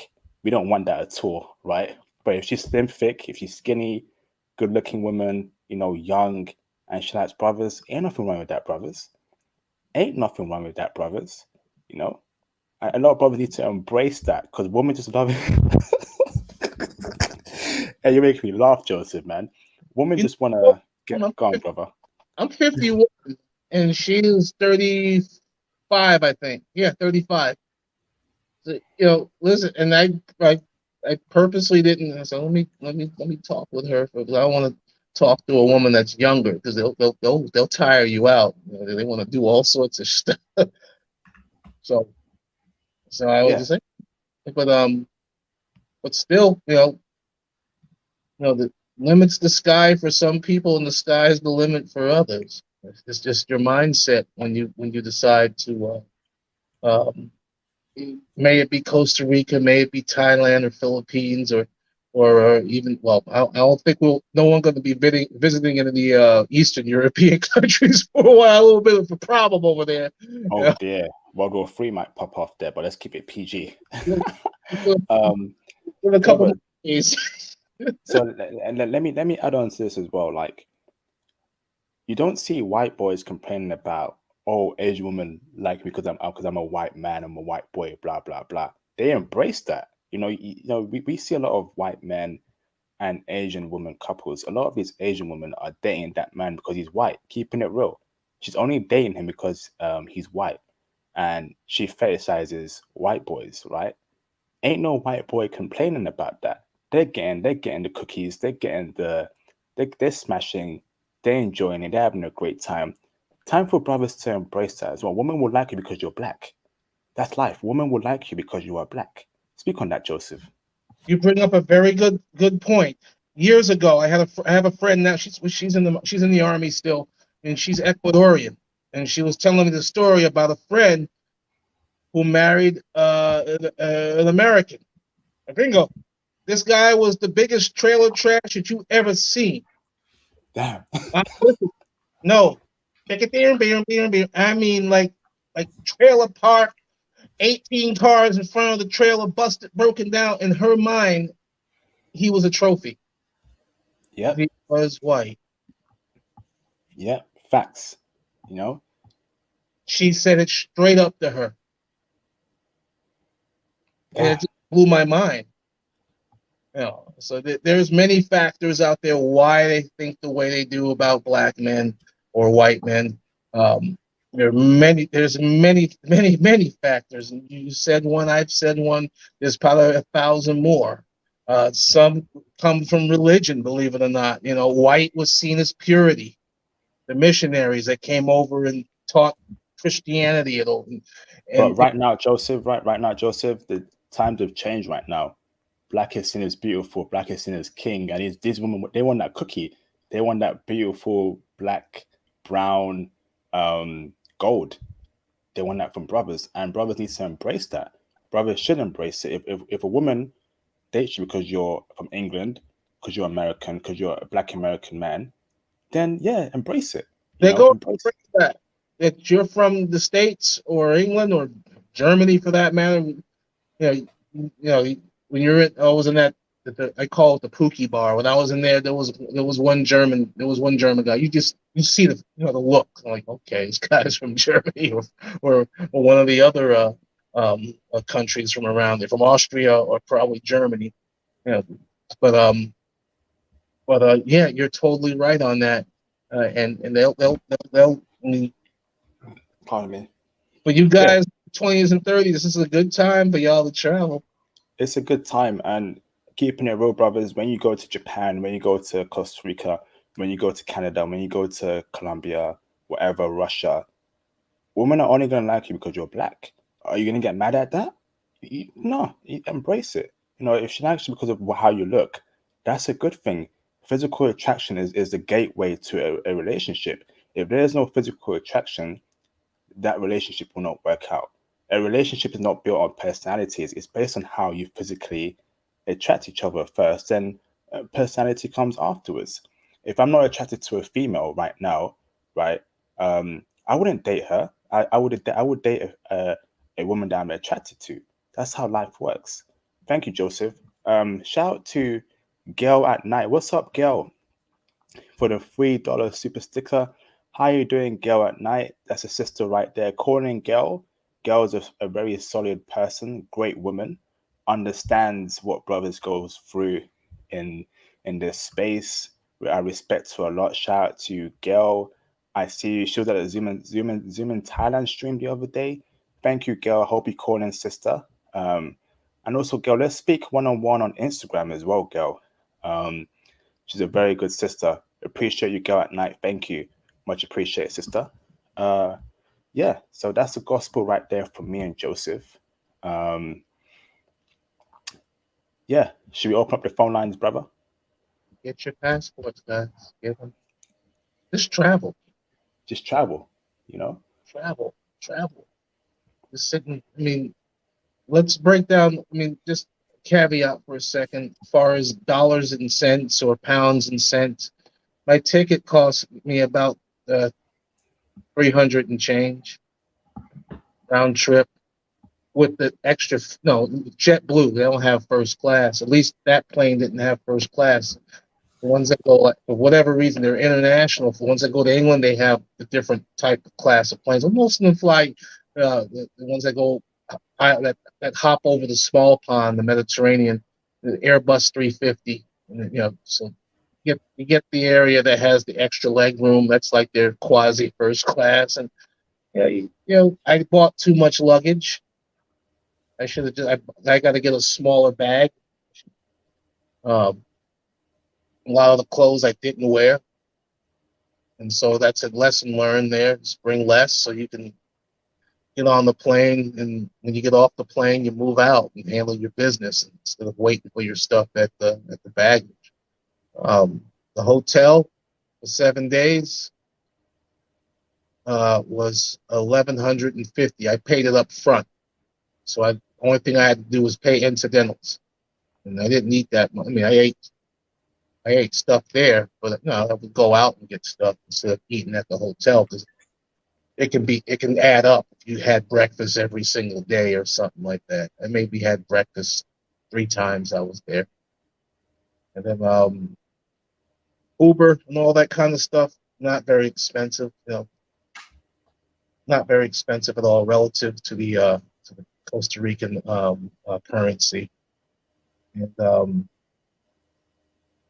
most expensive thing I purchased was a bottle of really good perfume for her, just because I just wanted to, and that wasn't, relatively speaking to what I saved up, that wasn't much. So if I had to make an assessment of how much I spent total, anywhere from 25 to 3,000. Now, say if you're not financially whatever, but you have a job, and you buy your ticket in January and you fly in June, and you pay for everything and you save up, it'll make for a good trip, especially if So, you're. brother, is that including the flights as well? So the flights, the food, hotel, Yeah, everything totaled to yeah, 2,500 to 3,000 for yeah. a week. Was 1,100. Excuse me. No. Sorry. The flight was about 350. My hotel was 1,150. 1,150, 315, 14. What? 1,500 right there. 1,500 right there. And then everything after that was about. That's to include my cab rides and everything like that. Less than, no, I didn't spend enough. I didn't spend over $1,000 in the time I was there. Again, the most expensive thing I bought was a bottle of Chanel something, which cost me 120 because it was at the mall in Escazú. So $120, right? Mhm. Okay. And is that Costa Rican dollars or American dollars? That was I looked, it was like 160, 150 colones, big bottle of perfume about that big. And you bought that for that lady? Yeah. Okay, so So you're basically official now, because there's no way I'm spending that much money on a woman that's not my girlfriend, Joseph. So is she your girl now, Joseph, or what's going on there, brother? I've spent I've spent that's nothing, man. When I was here in the States, I've Yeah, spent bro, but unless she's your girlfriend, bro, spending $120 on a chick you just met recently, is she your girl then, Joseph? Are you a couple now, brother? maybe, I don't know. We'll see. Hey, I love this brother, man. Hey, shout out to Joseph, man. This I brother out here spending over $100 on a chick he met in Costa Rica that you don't know. Hey, bro, I hope you're not simping, bro. I hope you're not simping, brother. Please don't simp. Hey, I made the mistake though. I bought her there. I said, listen, I said, go get what you want. Oh, Hey, brother, man, you simping, bro. gonna pick a bottle this big and stuff like that for. Bro, you simping, man. You simping hard, brother. I said, I messed up. I messed up. Hey, brothers, please don't be simping like that, brother. Please, brothers, avoid that. I know this foreign woman. I know that foreign women have this allure of femininity. Once they date, once you're in their presence, right? Once you hang out with them, you drop your guard. I don't blame you, Joseph. I've been in that position before, because obviously I'm in the UK. Every day I deal with masculine, manly women. But when you travel and you meet that feminine, delicate woman, right, your guard gets let down and you actually feel like giving her the whole world. But brothers, don't give her the whole world. Stay in your masculine frame, right? And make sure she's your girlfriend first before you start splashing out on her. Ain't that right, Joseph? I can't wrap my head around that in England you have masculine women. Brother, same thing that's happening in America is happening here in the UK. These women out here are horrible. Not all, but a good majority. And I ain't dealing with them anytime soon in the future. Only for smashing purposes only. We ain't wifing them, we ain't dating them. Carry on, bro. Too bad now I got the simp flag for a couple of minutes, but I'll redeem myself. Yeah, bro, you were simping big time there, bro. But You were simping big was time. me around. I said, you shall have a reward. Ding. Yeah. But bro, I understand, brother. I know when you deal with masculine women so much and that feminine woman comes in that picture, you want to give it a whole world. It happens, brother. I know it happened to me in the past as well, because I went to Germany, started simping. There was this gorgeous feminine woman. I was like, baby girl, let me buy you that shoe. Even though I was there for 2 weeks. It happened, brothers. I'll admit it. But I was like, bro, she ain't my girl. What am I doing? But when you're in that state where you let your guard down, because she's so feminine, brother. She's submissive. She cooks for you. She's there for you. She pleases you well. You want to actually reward her for it. So I don't blame you, Joseph. But never again, brother. Here you go. Thank you to Ian Souza Nanzu for the £2 super chat support. Thank you. Yes, brothers, please support this great live stream. I will open up the phone lines in 2 minutes from now. Thank you very much, Ian. Much appreciated, bro, from the UK. That's a brother, Ian. Shout out to Ian. How you doing, mate? Shout out to Ian again for the £2 super chat. Ian, IP, make him repent from his sin. He's repented now. He won't be simping like that anymore in the future unless she's his girlfriend. Hey, man. Get another one. Hey, I ain't spending over £10 on a chick, man. She's got to pass my test first before I spend that much money on her.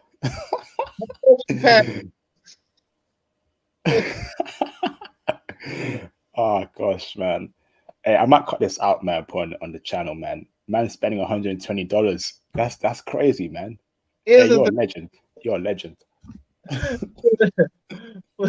Money is relative. So, and I'll stop right there. I'll have people banging at my door. Money is all relative. So if you have a business and a retirement and a job, you're making a little bit. You 100 to some days $100, $200. you may not feel it as much. I mean, I'm not. I love my mom, and I send her money every month. I send her a whole bunch. I don't. I haven't felt it for years. I just think about it, but I haven't felt it come out. No, I haven't like, damn, I'm sending her X amount of dollars a month. And I send her about 1,000 a month. I don't feel it, but I've been doing it for so long. I'm just like, Jesus Christ, it's 12 grand a year. It's like, I mean, I respect that, man. I want brothers to get in that position where it's nothing to them. Like $200 is nothing to them. $10,000 is nothing to them. And Lord willing, or every brother on this platform will have that much money in the near future. Shout out to my brothers worldwide. Anything else, Joseph, before I put the phone lines? but you were right though. Yeah, you have. I mean, I put my guard down, like I put the shield down for a second and stuff like that. Like this, zoom, zoom, And so you got to lesson learned. That's what I keep saying. Lesson learned when I go there again. But it still had that damn bottle. You know what I'm saying? I mean, the most I would spend on a foreign chick is just drinks. Like I might pay for a drink, $5, $6 here and there. Maybe go for 2 rounds and then that's it. Or coffee, or a sandwich. Yeah, that's like that. That's pretty much it, bro. Don't get me wrong. I'll go and talk to people now here in the States, but we ain't going to Peter Luger's. We're not going to Gordon Ramsay. We're not going to STK down. I haven't sat with anyone in them, and I'll go hang out with dude before I go. Another man, another photographer, and before I go bring some knucklehead down to out the island or stuff like that. Or some Michelin star restaurants, man. Who are you to demand a Michelin star restaurant from me? Get the flip out my face, you dumb B. Sorry, brother. These women out here, man, demanding, take me out to this expensive restaurant. Take me out to this Michelin star restaurant. Who the hell are you? Get out of my face, man. It's crazy out here in the West. No more. We ain't getting finesse no more like that in the West, man. God damn it. Grubhub. Oh, man. This has been a great live stream. I appreciate you, Joseph, man. Thank you, brother.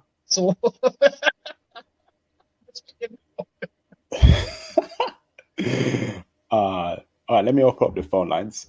So thank you, Joseph, for an incredible intel regarding your personal experience in Costa Rica, his personal. Now, I understand that people might have different experiences in Costa Rica. If so, please call in and speak on that. I don't like name calling, capping, blah, blah, blah. No, we're all adults here. So if you have your own experience about Costa Rica, Costa Rican women, and it's different from Joseph, yeah, we want to hear it. Everyone experiences the same different things in the same countries. I don't want to get myself over my head. I get back there. Brothers, please join the Patreon. The Patreon is a very great platform. I've got a lot of videos on there and a lot of benefits on there. A couple of people joined this week. I'm having one-to-one phone calls with them. So, brothers, if you will be joining the Patreon, please press a 1 in the chat. If you will join the Patreon, press a 1 in the chat. If you join the exclusive, incredible Patreon, check out which tier you want to join on. And yes, I hope to see a few new faces join the Patreon, and we can have one-to-one phone calls. Nate, Callie, Ian, and many other brothers are on the Patreon. So press a 1 in the chat if you will join the Patreon. I'm also on Instagram as well. So please send me a DM on Instagram. Follow me on Instagram if you have any questions regarding the channel or traveling, whatever. Send me a message on Instagram.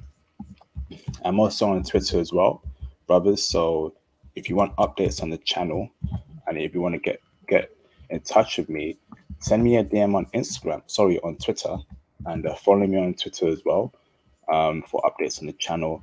Follow me on IG as well for updates on the channel, for stories, etc., etc.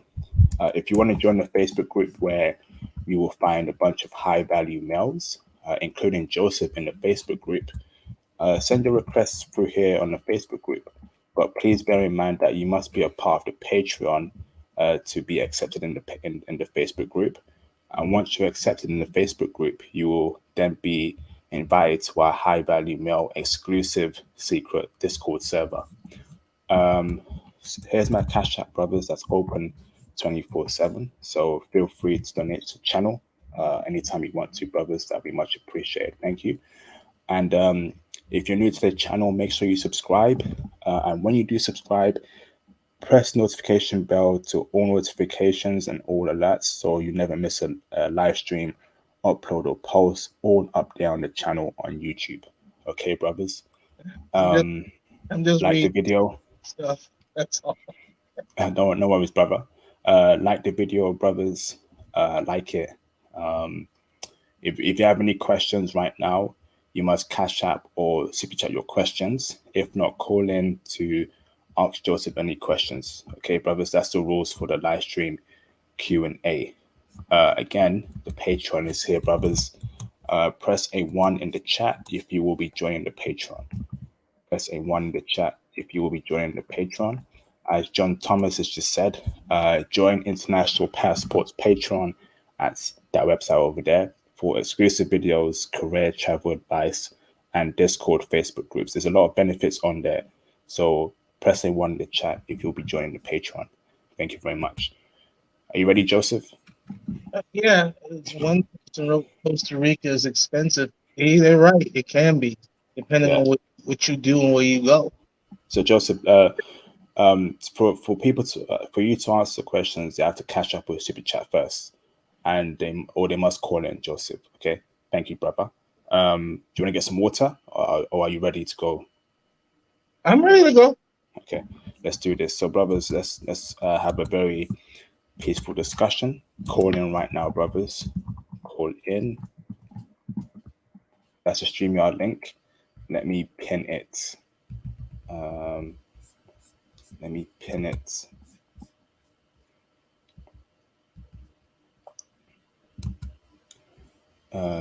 Replace pin message. Call in, brothers.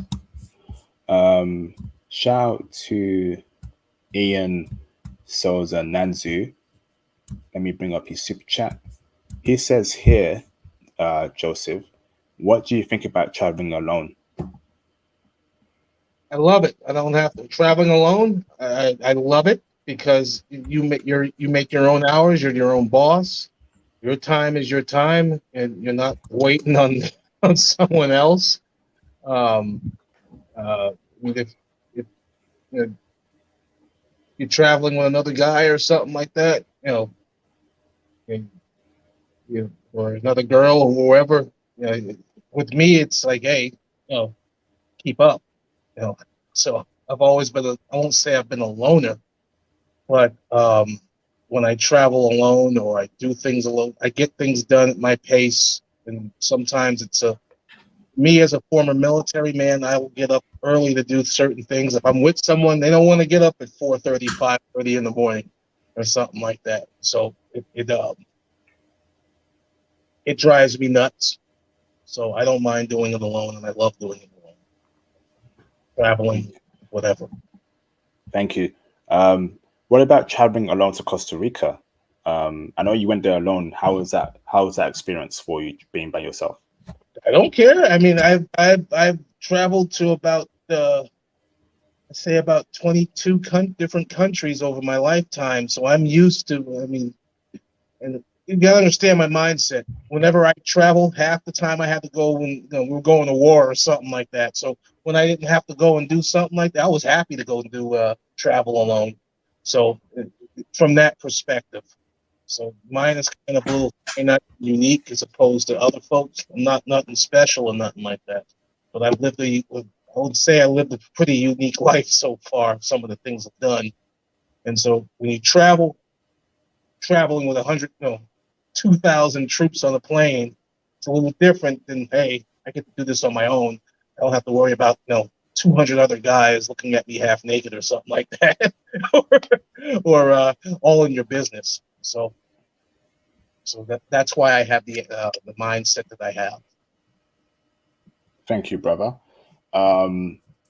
Michael Lawrence, can you turn your camera on in the background briefly, just so I know you're not a troll? Yep, confirmed. Thank you, brother. Turn it off. Let me bring in Michael Lawrence, Joseph. Hey, Mike, how you doing? How you doing, IP? Joseph? I'm all good, brother. How are you? I'm good. Fantastic, brother. Welcome, Michael. Do you have any questions for Joseph? Yes. How? So, are there wait a minute. Excuse me. Are women are beautiful down there, and how can you attract any women in beaches like farms? I mean, not beaches. Like any places you go, like the beach or anything. I didn't go down to Jack, or a lot of people go to Jackal Beach, but they have two coasts full of beaches, and there's more beach than you can. They got two oceans on either side, and they're within hours of each other. But again, you meet folks at, you know, as far as women, you'll meet them at jazz clubs. You meet them at the hotel, the casino. Especially if you're on the coast, they have a lot of casinos over there. You'll meet them all there. It's just like any place. It's outside the United States, in my case, or at least my experiences, they were a lot more easier to speak to than Mm. I experienced here. Um, so they're everywhere. And, I mean, like I said before, I'm coming out of my room and the cleaning person comes in, and I'm like, or I'm walking down the hallway, and the lady that I, they had misplaced my clothes, so I had clothes pressed. So I was going to go out that night. Wow, how She was fascinating!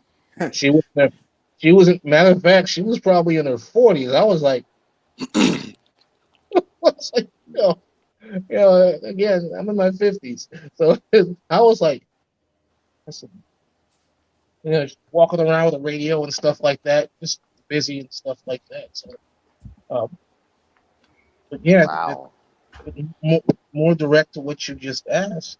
They're everywhere. I mean, and they take you one at a time.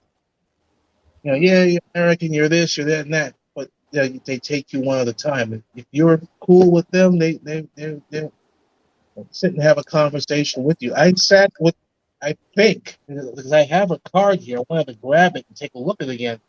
I sat with someone who was somewhat of a uh, socialite in Costa Rica. Didn't know it at the time, but I noticed a whole bunch of folks who was sitting there getting drinks. She wasn't drinking them, but she was critiquing them for, I guess, one of their magazines. The bartender, if you remember, there's a picture of the bartender, and he was, and I was just like, wow, she's somebody in this country and sitting here talking to me, Joe Schmo, all because you have, if you come at them with a level head and a level mind. wow, that's So fascinating. your own, That's and that's this, really it's your own confidence in yourself. You know. right, right. Now, So go ahead. Sorry. so oh, okay, sorry. So they're more sociable. They're easy to talk to. If you know Spanish, you can easily use a translator. If If, you don't quite it, if you know Spanish, that's a bigger plus, and that's one of my not bucket list, but one of my near term goals. And I speak Italian. I speak a little bit of Korean, and I speak it. oh, My goal is to learn that more. So when I go there, you know what everyone's saying about you or whatever. It's at the same time, it makes life a lot easier. And like any country, when you take the opportunity to learn country's language, especially in Asia, um, or even in American countries, it just adds more to you, adds more depth to you. mhm. Right, right. I see. That's crazy. So you said you mentioned about something else that is dangerous. It's how dangerous? I It's like how I didn't dangerous is Costa Rica? I didn't feel dangerous as if I was in Brazil, some areas in Brazil, Mm. that way. I haven't been there, but I'm just like, yo, I'm not going there. Because you get a vibe. Because I've been there before, and I know where to go, where not to go. Um,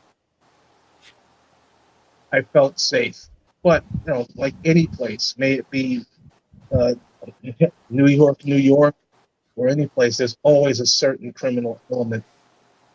And when I got on the ground, I would talk to the drivers. They see everything. They know everything. They see everything. And so that's the best source of intelligence. That drive from the airport to the hotel, wherever you're going, you just talk to them. And then next thing you know, you're exchanging cards. Hey, if you're gonna go here, you want to go here, you want to go here, let me know. You know, I don't actually do it, but just the offer is there. Okay, that's great. That's great. Thank you, IP. That's all. Yep. Th- Shout out to Thanks. Fields in the Thank you, building. Joseph. Well, Thank you, Michael. Thank you, Michael. Yep. Appreciate it, brother. Yep. Fields in the building. Call in Theo if you're still if you're still there, brother. What's up to Theo, the legend? What's her name again? Gail at night. Call in as well, Gail. I want to hear your thoughts on this. And brothers, feel free to call in. There's a lot more space in the panel. Shout out to the brother Theo in the building. Been a minute, Theo. Been a minute, brother. I hope you're keeping well. This has been a great stream so far, Joseph. Damn, you know. So why wait? What the hell's wrong? While we wait for new callers, question for you, brother. Okay, I want you, brother, to clarify and to let these brothers know just how good looking the mixed race, brown skin, olive skin, hazel eyed women are in Costa Rica. Because I don't feel brothers appreciate those kind of women. Brothers here love the white chicks, all that stuff, which is, if that's your preference, that's okay. But the olive skin, hazel eyed, curly haired Costa Rican woman, she's top notch, brother. I want that. Brother, tell us how top notch they are, bro. again, the ones I saw, the two I saw. Oh, let me back up. A couple of friends of mine that are there. The one I was seeing before I had to leave years ago, I still kept in contact with her sister. And uh, I mean, everybody grows older, So, so she still was looking really. I mean, I don't want to mess with, But she was still looking pretty and stuff, and long black hair. Sometimes she's braided, sometimes she doesn't. Damn. There are the other uh, person I met was again the folks that took care of my room, the housekeepers. There's two of them actually. One had tats and one didn't, but both of them were just like every time they came in, they would they had these hazel brown eyes with the pupils that just pierce. And I just look at them like, "How you doing?" And so I gotta tell you what I say. You take care of my room, pura vida. That's what you say. I always say in pura vida, pure life. And I said, I got to go. And I said, I gotta leave here. I can't stay in this room. Damn. The second time, it was like the second. And so, if I would have stayed there another week, it would have something would have probably. Let me just show you something. What they gave me. Damn. These chicks out here. Oh, who's this girl? Lord have mercy. They don't She's from usually put it Brazil. for the residents. I kept the bottle. This was just pure. It was pure water. From the whatever drinking water things that they have out of there. The thing's sitting there on my daggone table. And I was like, it's quality glass. I can't throw this thing out. But you're kind to them. They're cool with you. and then you build off of that if I wanted to. But I have rules, my own rules. Sometimes I break them, like the simp thing with the cologne, with the perfume, But so one thing I said, I ain't messing with nobody that works at this hotel. Damn, they know all my business, you know. I And I, mean, brother, man, if you stay there for another week, I think things might but have went down with that chick. they don't know. I'll be like, yo, mama, yo, Charlie, come over here, Charlie, man, come over here, Charlie. What you What's your name, doing? Charlie? So what do you do after work? I would have said it in person. They know. What do you do after work? We go get manji. You and me. We'll speak Man, it. We'll speak Spanish. Let's get to the. God damn, man. Get your passport, brothers, man. That's the life that brothers should be living every day. Having an abundance of women where you can choose from. Whether you want to smash the maids, you want to smash a professional chick, smash a chick from Starbucks or McDonald's, smash a chick for who's a nail technician. I That's the mean, life right there, brothers. the people the folks that work. I was bad. I mean, the people that work at the front desk. I got all their Instagrams now.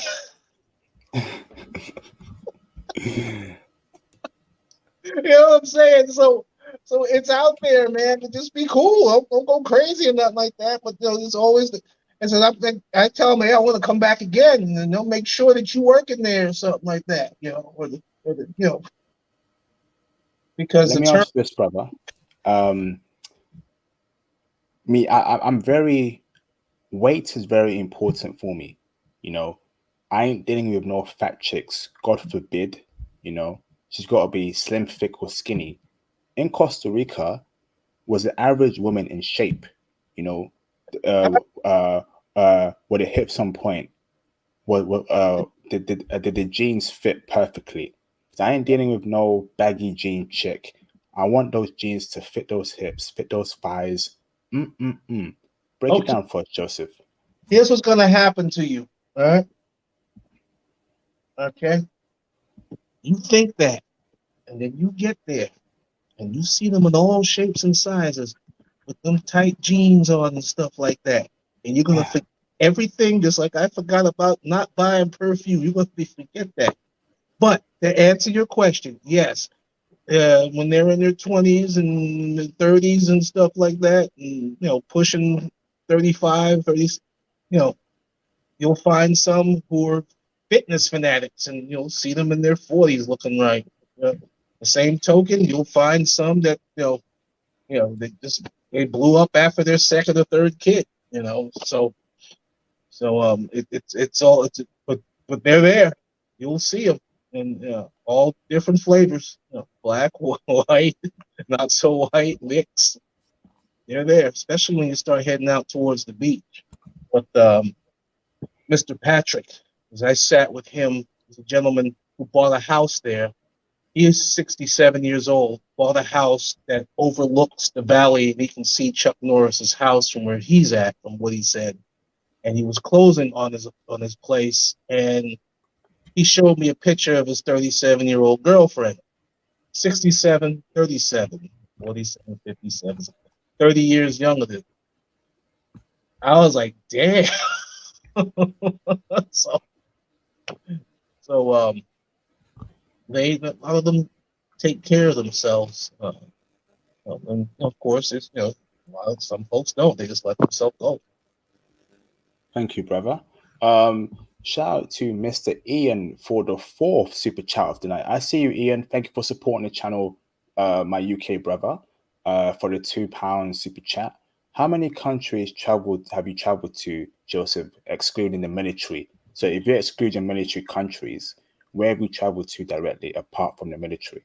See, that's hard to say because I lived in those countries as well. I didn't travel, but the takeaway, Iraq, take that away, and Kuwait probably. And I lived in Germany. I lived in Italy. I traveled to all of the Benelux, England, Spain, um, uh, Czech Republic, Slavic Republic, Portugal, Egypt, Korea, Japan. I was very short time there. Sugar. Northern Africa, been through there. This is both. It's hard to say because it was both work and well, just to go and see it. Qatar, Saudi Arabia. Qatar was awesome, really awesome place to be. United Arab Emirates, and all that area. Getting some of the other, I say Benelux, Belgium, Netherlands, Holland. Where else? Well, been to Bosnia, been to Serbia, been to Slovenia, been to Montenegro. Oh, Canada, you want to call it that? Costa Rica. I know I'm missing a couple, but on the ground, boots on the ground, or just there for temporary duty or whatever, and enjoy them all. I lived in Italy for 2 years, so that was Austria, Switzerland, got those two. I loved Italy. I miss it very much. To this day, I still speak good Italian. I owe my friend a trip over there because she came here to visit me. So her and Sylvia came to visit me here. They still Okay. say. Thank you, brother. Shout out to Mr. Seattle Sideshow for the $5 super chat. Can he compare Costa Rican women to women in Colombia, Brazil, Argentina, and even Spain? Also, which out of all of those are the most feminine? Ooh. Two questions for you, brother. So the first one is, can we compare Costa Rican women to Colombian women, Brazilian women, Argentinian women, and Spanish women? First question. Second question is, brother, out of all those women, who is the most feminine? Man, I can't answer. I mean, I ain't gonna sit here and tap dance. I can't answer that because I've been around Colombian women. I've definitely been around Brazilian women, and it's a toss up, man. It all depends on the individual. But right now in my head, I'm saying Colombian women for both, because just some of the most like yesterday, I was doing a photo job at a corporate event, and the guy's wife is Colombian, and she's 40 something. Everybody in the room was like, "She's the baddest thing here." At 40 something. At 40, like I was like, I took her pictures, and she was kind of like, By the time I was done, we did headshots. I'll send you a picture of her. By the time we were done, she was relaxed and made her look beautiful. Thank you, brother. Let me bring in, thank you, Seattle Sideshow, for the support. Thank you, brother. Much appreciated, my brother from Seattle. Because I really, I mean, in my mind. Second question was out of Colombian women, Costa Rican women, Brazilian women, Argentinian women, and Spanish women, who is the most feminine out of those five? I can't. I have a Brazilian restaurant literally right over there. That like right now, it's popping, and you like wow, And then at the same time, I was like, wait, they're American here. They're in the States, and they're jaded.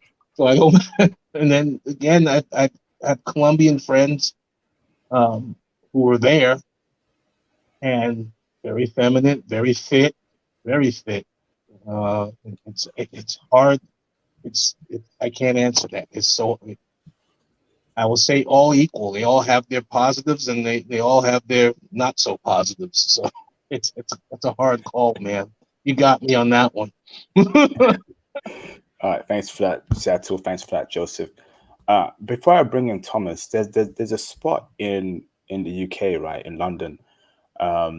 It's around where is it about? I can't remember, but it's a Costa Rican shop, Joseph, and a lot of beautiful Costa Rican women work there. I went there a couple of years ago and they served me some, I think, Costa Rican sandwich. There's a sandwich that's Costa Rican. I don't know what it's called, but it's like a Costa Rican sandwich. Um, the girl that served me, oh my Lord, I was about to risk everything. I was like, oh my goodness. And she was wearing a Costa Rican shirt and she was so goddamn gorgeous. I was like, but I was with someone else there, so I had to keep my cool. But if I was by myself, I'd be like, yo, shorty, yo, what are you doing after work? Where do you live? Are you free next week? No cap. She was gorgeous. I might have to go there next week. I might have to book a trip to London next week. Damn, geez, just to go just visit that place. She was gorgeous. It's bringing back memories. These Costa Rican ladies, they're dimes. They're actually diamonds, brothers. Lord have mercy. I might have to book that trip to London next week just to go to that place. But let me bring in Thomas Deming. Maybe he knows what I'm talking about. If he does, what's up, Thomas? How you doing, brother? Oh, what's up, bro? Can you hear me? Loud and clear, Mr. Thomas. How you keeping? No, I'm good, man. How are you? Hey, I'm good, Thomas, man. It's good to see you here, brother. It's good to see you, bro. Someone said IP sounds thirsty. I'm good, bro. Trust me, man. When you actually deal with a feminine woman, I'm telling you, the whole matrix breaks down for you. It's not thirsty, it's reality, man. And Thomas and Joseph can attest to it. It's we've been in the West for so long where a lot of you brothers haven't dealt with a feminine woman before. So Mm, it's not first, it's actually just admiration. It's actually just an awakening for brothers within you as to, dealing with women that actually will complement your life in a good way. But we'll leave that as there. We'll leave it on there.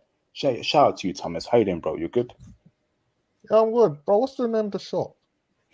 Um, let me look. Let me try and find out. It's been years, Thomas. It must have been like 8 years. I've got to do some research in that shop. It's a Costa Rican shop, somewhere in London, and the women there that work there are gorgeous, bro. There. And they serve some Costa Rican food there, like a special Costa Rican sandwich.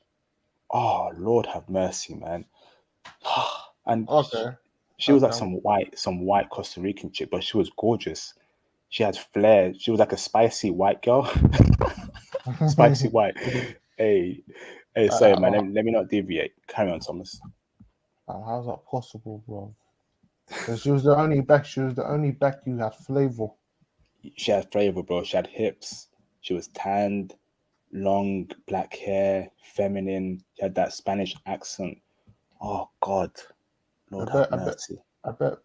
UK Beckies were like, "What the hell? Who the hell is she?"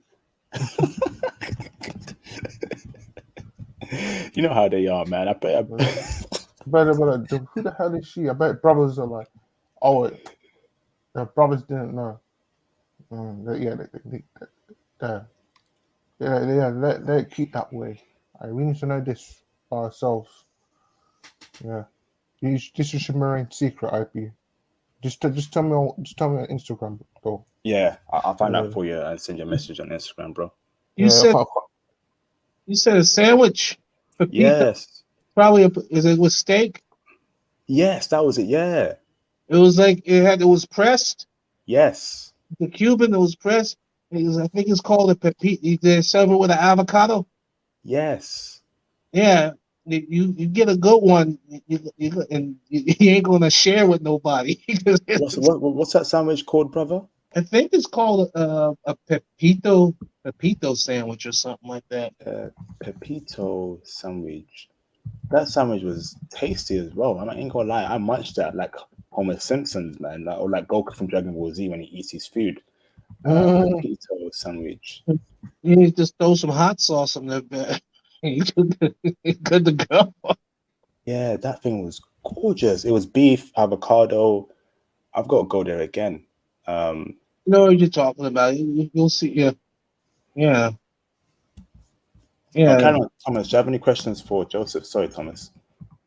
No, it's all cool. It's all good, man. Brother Joseph, nice to meet you.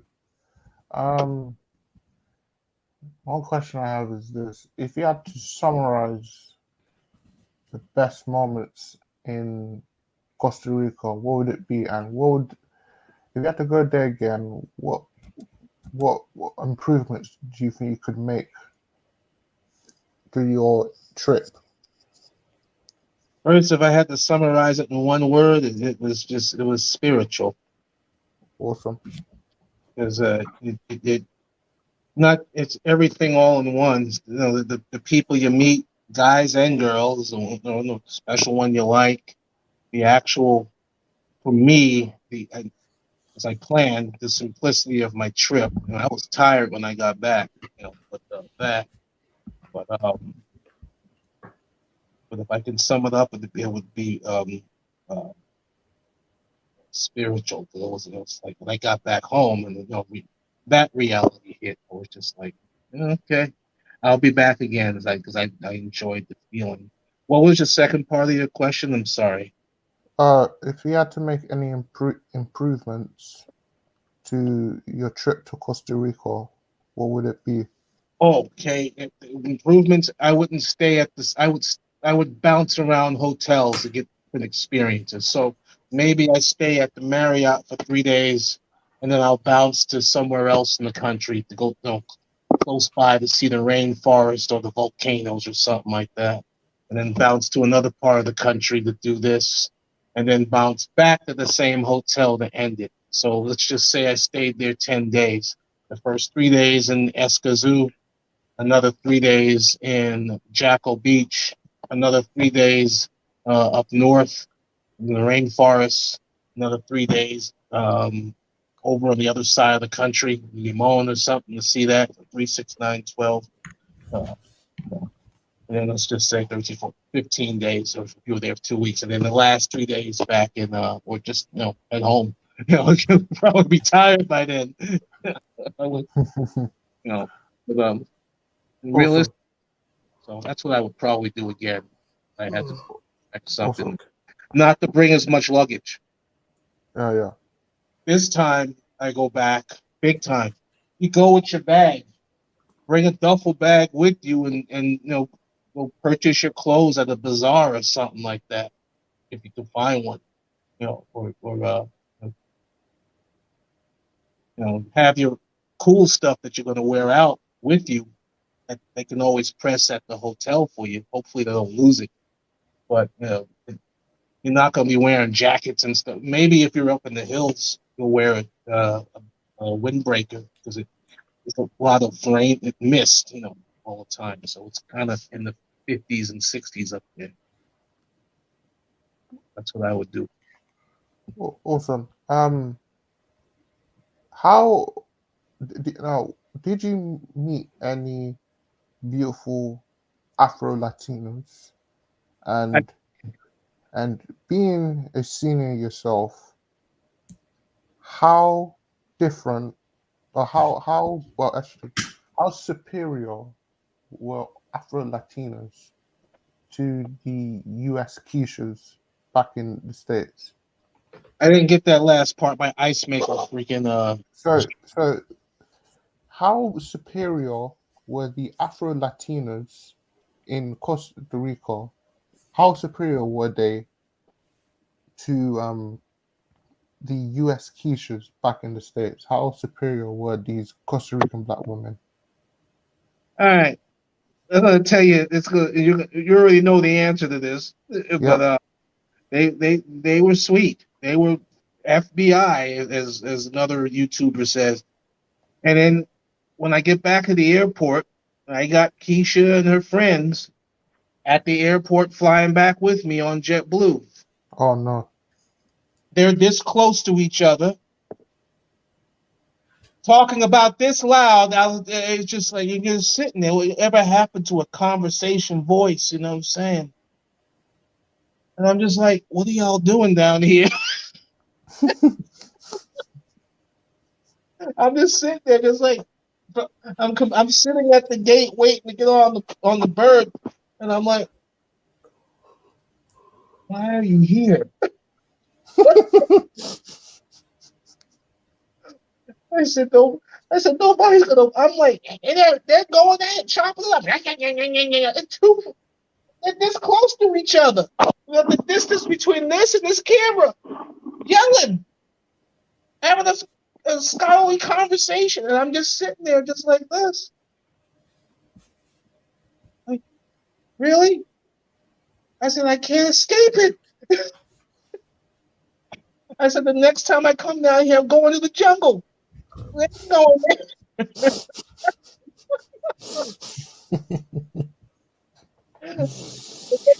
I was really doing it. I said, next time I come, I'm gonna get an early flight out, like like the crack of dawn, or get a Crack of dawn. All right, thanks for that, Joseph and Thomas. Give me one. Let me run through your super chats and let me bring in Casual Observer. Casual Observer, can you turn your camera on in the background real quick, just so I know you're not a troll, and then you can turn it off afterwards, bro.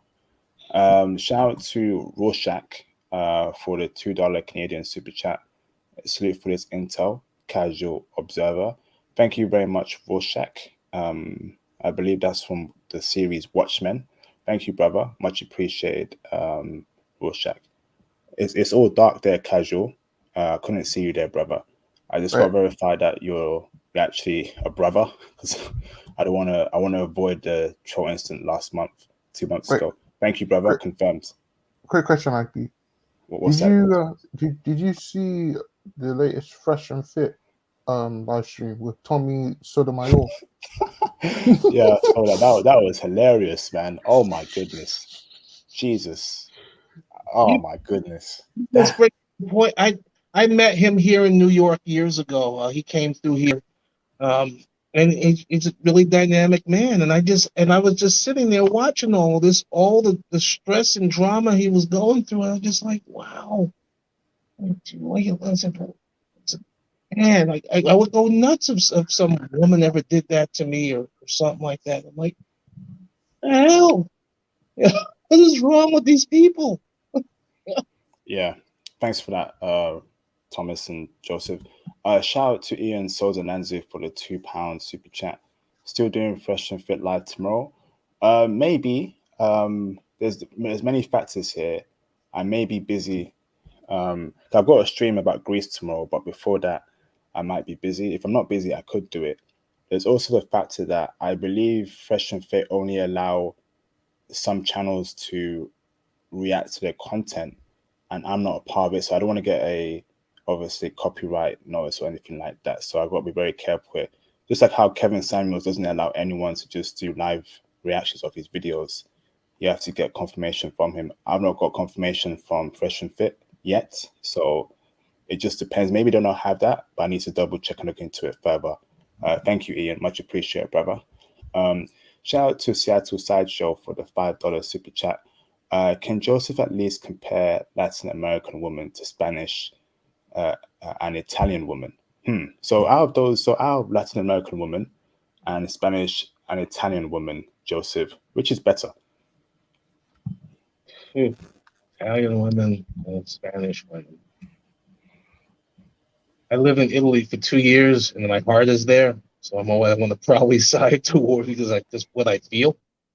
But Spanish women, very feminine, a lot more than what people think. And I'm thinking of my ex-girlfriend and a couple other friends in Italy right now, as you say that. And to that time, they were to this day, we're still friends. They were some of the most feminine women I ever met.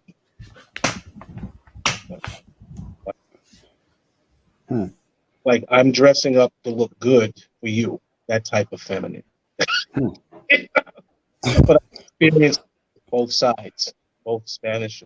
If I had to say, I would say Spanish. Okay, but the thing is, don't you agree that they're a bit wild Spanish women and they have high body counts? I've been to Spain before, and I know how these women get down. They have mileage, if you know what I'm talking about. So they have mileage. I mean, yeah, some of them do, but I would. During the siestas, they get let me not get too PG on this. Let me not get too explicit on this. Uh, during the siestas, because in Spain they've got some. So when they're working, they have like a 30-minute siesta break in Spain or something like that. So you know what these women are up to, Joseph. Yeah, I'm just, there's many other stories from other friends have come running through my head right now, and I'm just pretty ambivalent right now. On one, I mean, I sound like I'm a hypocrite. One hand, I'm like, hey, Italian women are very feminine. They're very, because I'm thinking of my friend Angela, and she's an awesome woman. Her and her sister, and some of the other friends that I met over there. But I didn't see any of those type of shenanigans like that you're talking about that you would see in some of the countries south of us here.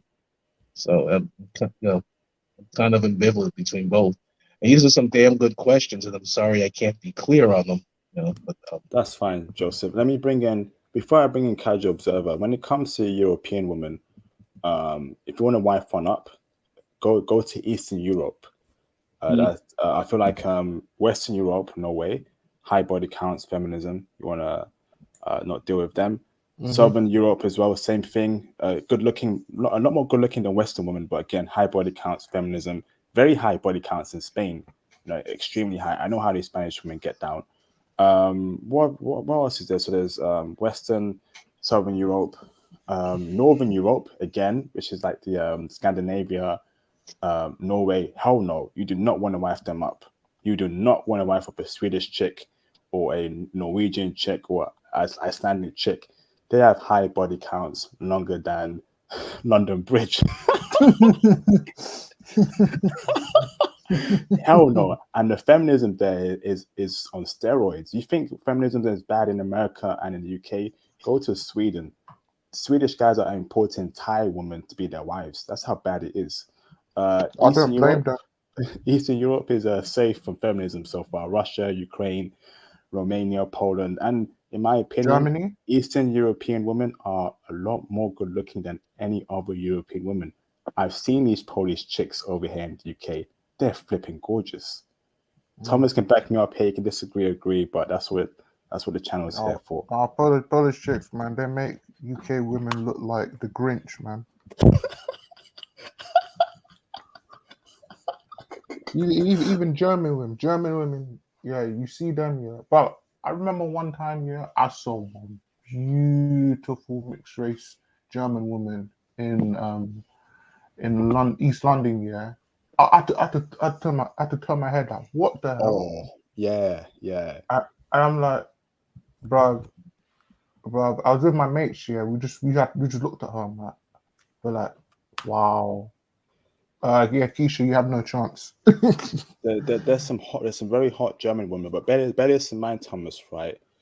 When they're in London, you're competing against many other guys for those German women, English guys, Indian guys, blah blah blah, and it's to be honest, you don't want to be in a competition. But when you're in Germany, brother, they're competing for you.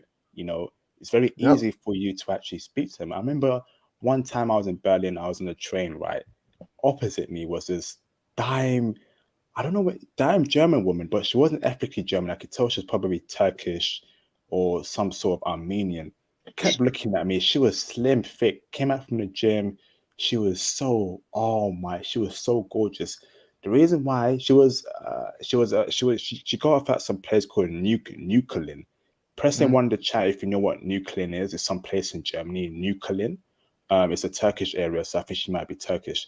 She kept looking at me, and she gave me an angry look because I don't know. I think because I didn't approach her. It was a friendly look. There was like an annoying look, like approach me. What are you doing? But I was on the phone. I was speaking to some other girl from Germany. I can't do both at the same time. Baby girl. So, it's just it's a nuance of it, man. So in Germany, there's some dime women there, and they hit the gym. They hit the gym, bro. You just said she hit the gym, bro. Yes. You know what I don't. You know what? a common thing is, yeah, when you're at the gym, I see white women, Asian women, Arabic women, all other races of women, but not Keisha's. That's the one thing. I will never see a Keisha in the gym. If I see a Keisha in the gym, yeah, She ain't doing but jack. She's she ain't doing doing. she Go ain't on, go on. doing nothing. She's on her phone, checking her nails out. Yeah, I've seen them, bro, in my gym. I'm like, what are these girls doing, man? What are these Keishas doing on her phone? Barely doing exercise properly. Doing one set, 2 reps, 1 set, 2 reps, and that's it. Go walk around trying to show off her flabby back. You know, that style shape. I'm keeping it real, man.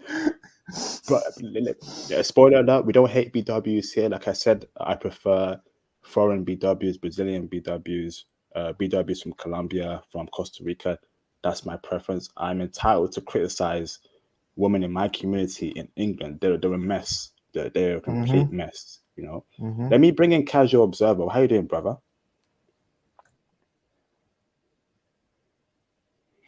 Mr. Casual Observer, are you there, brother? You're on mute, brother. Casual. You need to unmute yourself. I'll do it for you. Okay, I think he's busy. Casual, you there, bro? Whoa. Yeah, we can't hear you, bro. It's choppy. Yeah, brother, call back in. Jump up and call back in. It was one thing about Germany. I lived there too for about 18 months. We all got sent to Bosnia. But I mean, the ones that hit on me were steel blue eyes, blonde hair, all black. I remember it was name was Sasha. That was her name. Remember her to this day. Just bad. I'm like, damn. Yeah. Sasha. Damn. There Yeah. was another one. They got high body counts too, these German women, keeping it real. Unless you go to the countryside, unless you go to like Wiesbaden or Hamburg. Hamburg, high body count, bro. Because I I've actually got a Hamburg chick before in the I UK. spent New She Year's. had a high body count. What was that? I spent New Year's in Hamburg one year. How That was how were the women there? it was that was. I mean, it was just like any other. We went. Well, it was pretty cool. We were at Maud's house. I mean, they're one of the first. You go to their house, they have like those old shotguns and stuff like that. I mean, it was like a big house, 3 stories high. Man, the kids were rich. That family was rich. They had a fondue party there, and then they had the whole long table and all that kind of stuff. Her and her friends, and I was there, invited. I met her in Germany, and we kept in contact. I mean, I met her in Italy. She came down for vacation. I met her there. Her name is Maud, and we left from there to go spend New Year's at the over near the port for the fireworks they had there and this club.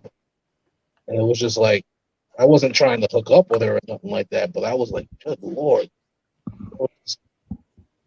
Let me yeah, thanks for that, Joseph. So Thomas, Munich is where so basically Berlin, Hamburg. What's I the thought word? I thought Hamburg was a conservative city. Is that what the brother from the other stream said? Is that Yeah, what he yeah, said? yeah. Right? Sorry. I think Stuttgart was what I meant. Sorry, brother. Yeah, he I said think Hamburg. He said Hamburg. Yeah, there's a lot. It's a conservative city. That's where you find a lot of diverse women. yeah. Sorry, I think I meant Stuttgart. So Berlin, Stuttgart, and there's one other city is where they have high body counts there, but you can find some women there that are decent, like the mixed race black women there. They want to actually meet a lot of Western black men because German society hasn't fully embraced them yet. So they want to meet a lot of people from their black background. And when you're foreign, you're American, English, and you give them play, you find out they have very little experience. That was my experience with them, and that But went they're very well. friendly. But they're They were very friendly. friendly, bro. Extremely friendly, especially if you're a foreigner. I approached one. You know, I remember in Berlin, very easy going. Spoke to her. She was smiling. It was great. And what I find is also another intel for you brothers. Munich is where the top women at Munich, right? conservative top women are in Munich, and they're very hard to get. Thomas, I remember I approached a girl in Berlin, and I found out she was from Munich, and she was very standoffish towards me. Kept asking me, "Okay, you're a tourist. That's great. How long are you here for?" I said, "I'm here for a week." "Ah, a week? Oh, why are you speaking to me?" I was like, "Oh, what?" Yeah. So they're not on that time where you can just smash and go away, and I that's think it. she was annoyed. Like in Berlin. Maybe What? maybe she was annoyed because was she interested in you? Possibly, and I think she must have got that feeling from me that I just wanted to hang out Smash. with, not really, but hang out with her, like take me around the city, see where it goes, and then go to my place back in England. She wasn't happy about that. So them Munich chicks, very conservative, very wealthy too, and they're hard to get. But if you're a well-kept brother, um, you're there in Germany for a long time, or you have some ties, some long-term ties in Germany. I think you can get those Munich chicks, but they're the top-notch chicks in Germany, bro. Those Munich girls, and they're hot. They are flipping hot. God Okay, damn. if you had to choose one city for a brother to go to first, what would it be besides Munich? Berlin, the capital city. And what about We Frankfurt?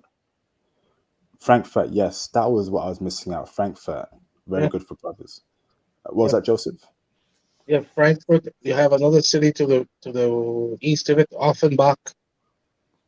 Um, who I met a half black, half German woman there. And they were, oh my God, she's beautiful. I'll send you a pic. She's on Facebook. I'll send you a picture of her now. She now lives in Switzerland. So her husband with her. And Wiesbaden as well, which is an army base in Wies- yeah, isn't that right, Joseph? Wiesbaden, Kaiserslautern, Heidelberg, Darmstadt, Mannheim, uh, Hanau, Würzburg, yeah, Düsseldorf. What's the other one? Nuremberg. Nuremberg, I had the most like look. It was like this Americana. I went, yeah, this Americana. It was oh, sprechen Sie English? And I'm like, yeah, speak English, I'm American. I just like I like American, man. They turn me on. I'm like, oh shit. I gotta go. Oh my God. Yeah, and so you find yourself a long-haired dictionary over there, and they'll teach they'll teach you everything. And you have a lot of Turkish women there as well, Mm. and Hard to get, bro. Hard to get. I tried to get very a hard. few out there, pretty hard. They're very culty. IP. Yep. Which women were the easiest to get, in your The, opinion? the native German woman, very easy. Yeah, Okay, what about the mixed black German women? Easy as well. Especially when you tell them that you're from London, Birmingham, or whatever place you're from in the UK, or you're American, because they obviously, a lot of these mixed race women, their dads are American. You know, Ooh, they're normally military Wow. guys. Yeah, so it's easy. So when you're a foreign brother, um, it's easy for you. And a lot of them are Ghanaian, half German. So What? ooh. yeah, or half eight What? German. what was Oh, that, Joseph? What? this is gonna be easy. Half German. Freak What was you that, out Joseph? there. Half what? Sorry, half German, Joseph. Half Asian and half German. Excuse me, half Asian. What type of Asian? Is that Eastern Asian or Uh, Southeast Asian? uh, Chinese or Thai. God damn.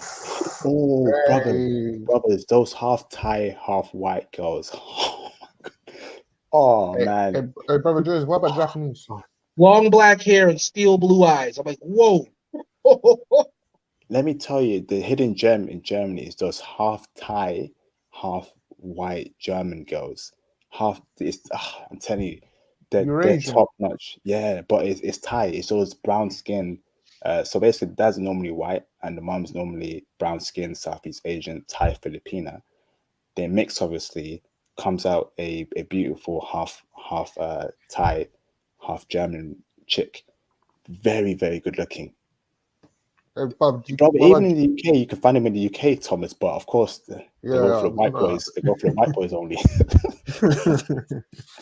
what about Japanese, German? Yeah, you encountered that? I didn't encounter that when I was in Germany. Did you encounter that, Joseph? Well, Japanese, German.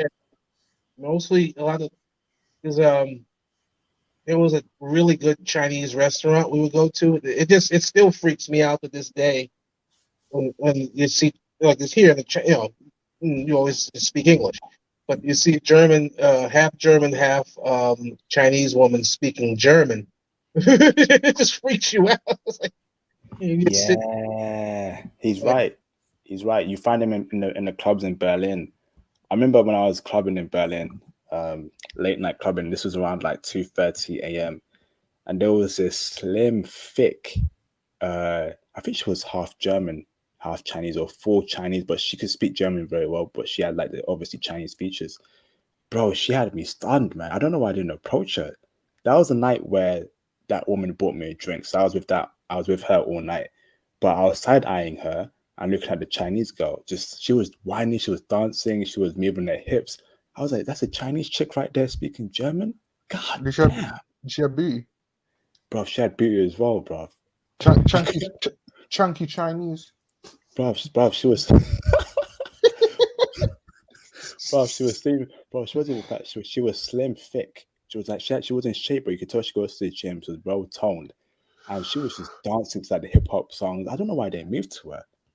Damn, man. And that's the problem in Germany. You have so many options. You're speaking to one girl, then a beautiful girl walks past you speaking. Do you approach her? But you want to be respectful to the girl you're speaking to. It's super hard, man. In Germany, I'm telling you. Like, and she was cute as well. Hold on, brothers. Shout out to the Seattle Sideshow for the $2 super chat. Thank you, brother. At IP, native German easier than Swedish. Oh, that's a good question. Based on the intel, the wife material, German women.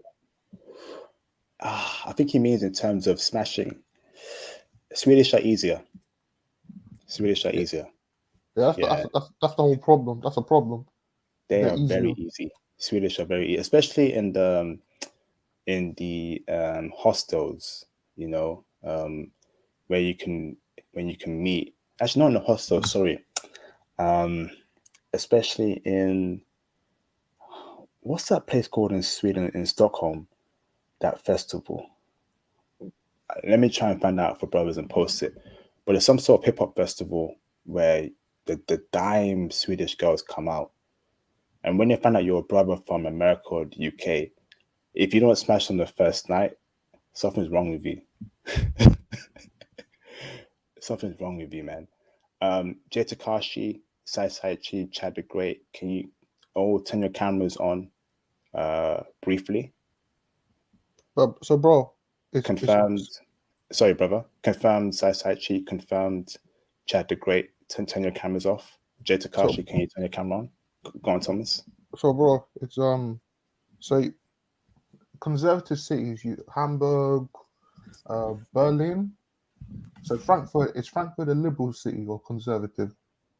Frankfurt's liberal.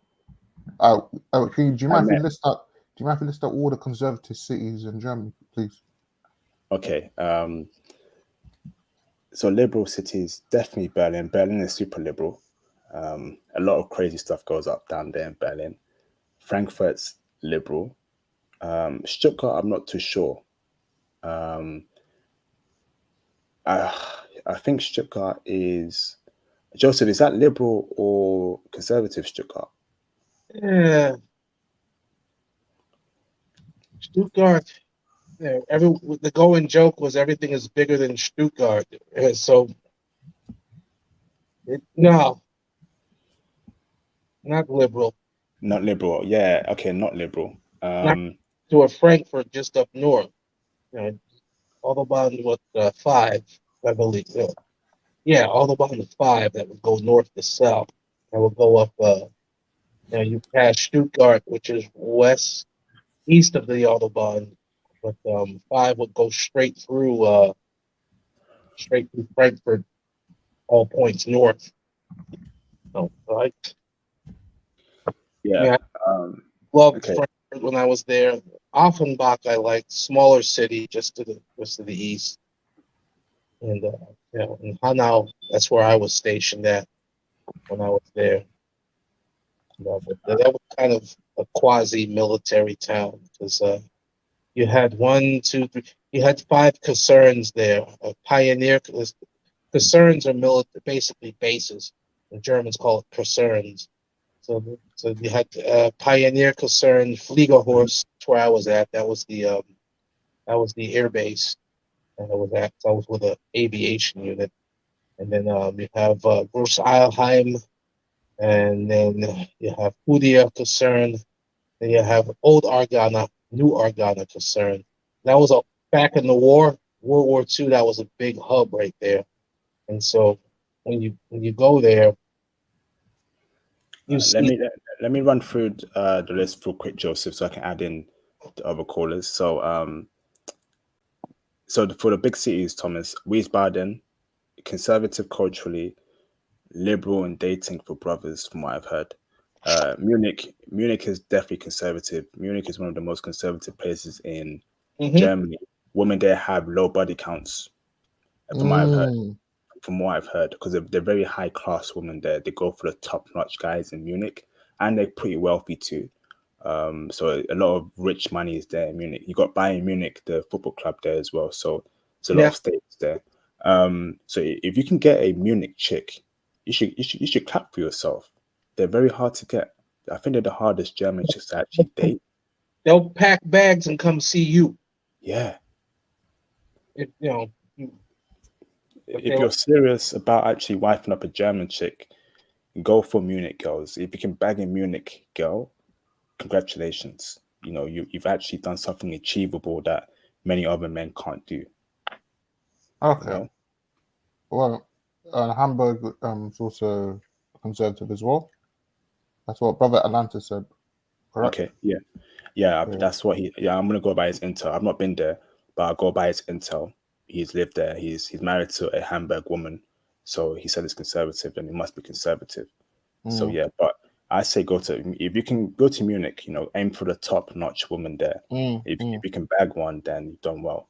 Let me bring in Sai Saichi. What's up, Sai? How you doing, bro? It's about time. I was waiting for my turn. How you doing, IP? It's been a while. Hey, I'm doing good, brother. It's been a while, man. How you keeping, bro? I'm good. I'm good. I just figured I'd call in and I wanted to ask a couple questions, if you don't mind. Of course, yeah. Fire away to Joseph. Thank you. All right. So, Joseph, have you been to Germany?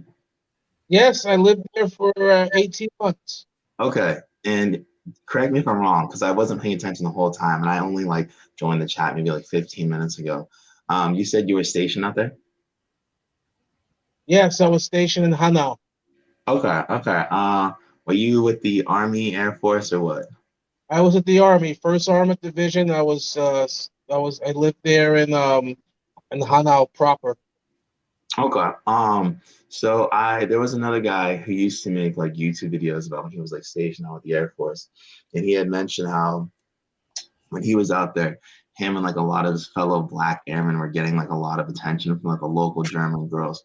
Did you notice a very similar trend when you were stationed out there at the Army? Yes. Okay. Also, I don't know. I know you just said which part you were in. How was the fitness in that particular area of the girls? Did you see any chunky ones, any BBWs, or were they in pretty reasonable shape? How's that? In Costa Rica, you mean? When you were in Germany. They were most were in shape. They were, I mean, just some were petite. Okay. There were a couple that that can that I wouldn't touch, but but for the most part, they were pretty fit, and believe it or not, there's a German people hard and stuff like that, regimented.